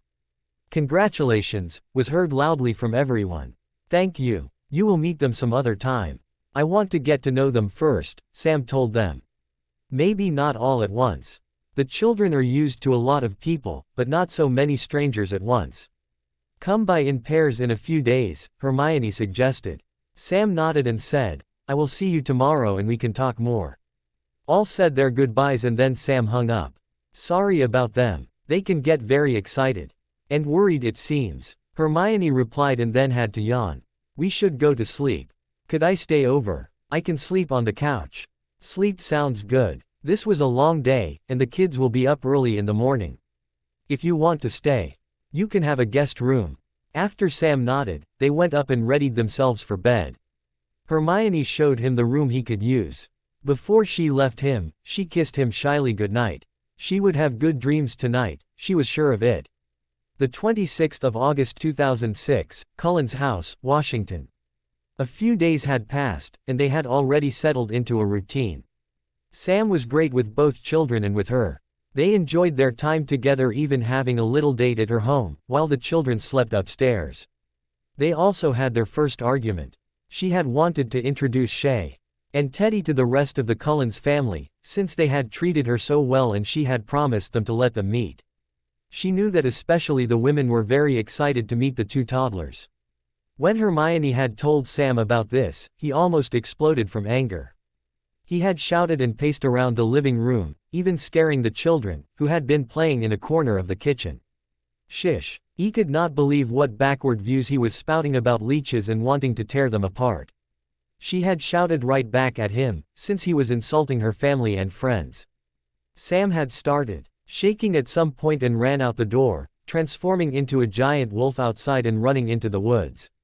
After having reassured the children that they still loved them and that their daddy would come back later, after running a bit, she too had calmed down. She had realized where his anger came from. He was scared for their children and her. Later that evening he had come back and they had apologized to each other. After having put the children to bed, they had addressed their issues and talked it out. She reassured Sam that the Cullens would not harm her or the children and that she would put safety measures in place. Magical ones, of course. She had even proposed that she would go without him, but he had refused her outright. He would not let them go alone. He needed to be with them, to protect them. And she understood. That is how they came to be in front of the Cullens' house. Hermione felt very nervous, not because she was afraid something could happen to her children like Sam, but because she knew that the relationship between Sam and the Cullen was strained at best. She hoped it would go well and that both parties would hold back a little. She squeezed Sam's hand for reassurance and held Teddy's little hand in her other. Shay was held by Sam, her head leaning on his shoulder. Before they could knock, the door opened and Jasper stood at the door, smiling at them. He held the door open for them to enter. "Welcome. The others are waiting in the living room upstairs. They will be on their best behavior. No harm will come to you. I promise." Hermione smiled at him, grateful for his words. The new family followed the vampire up the stairs and into the living room. Teddy stopped in the door and looked at the other vampires, his nose twitching, while he smelled them.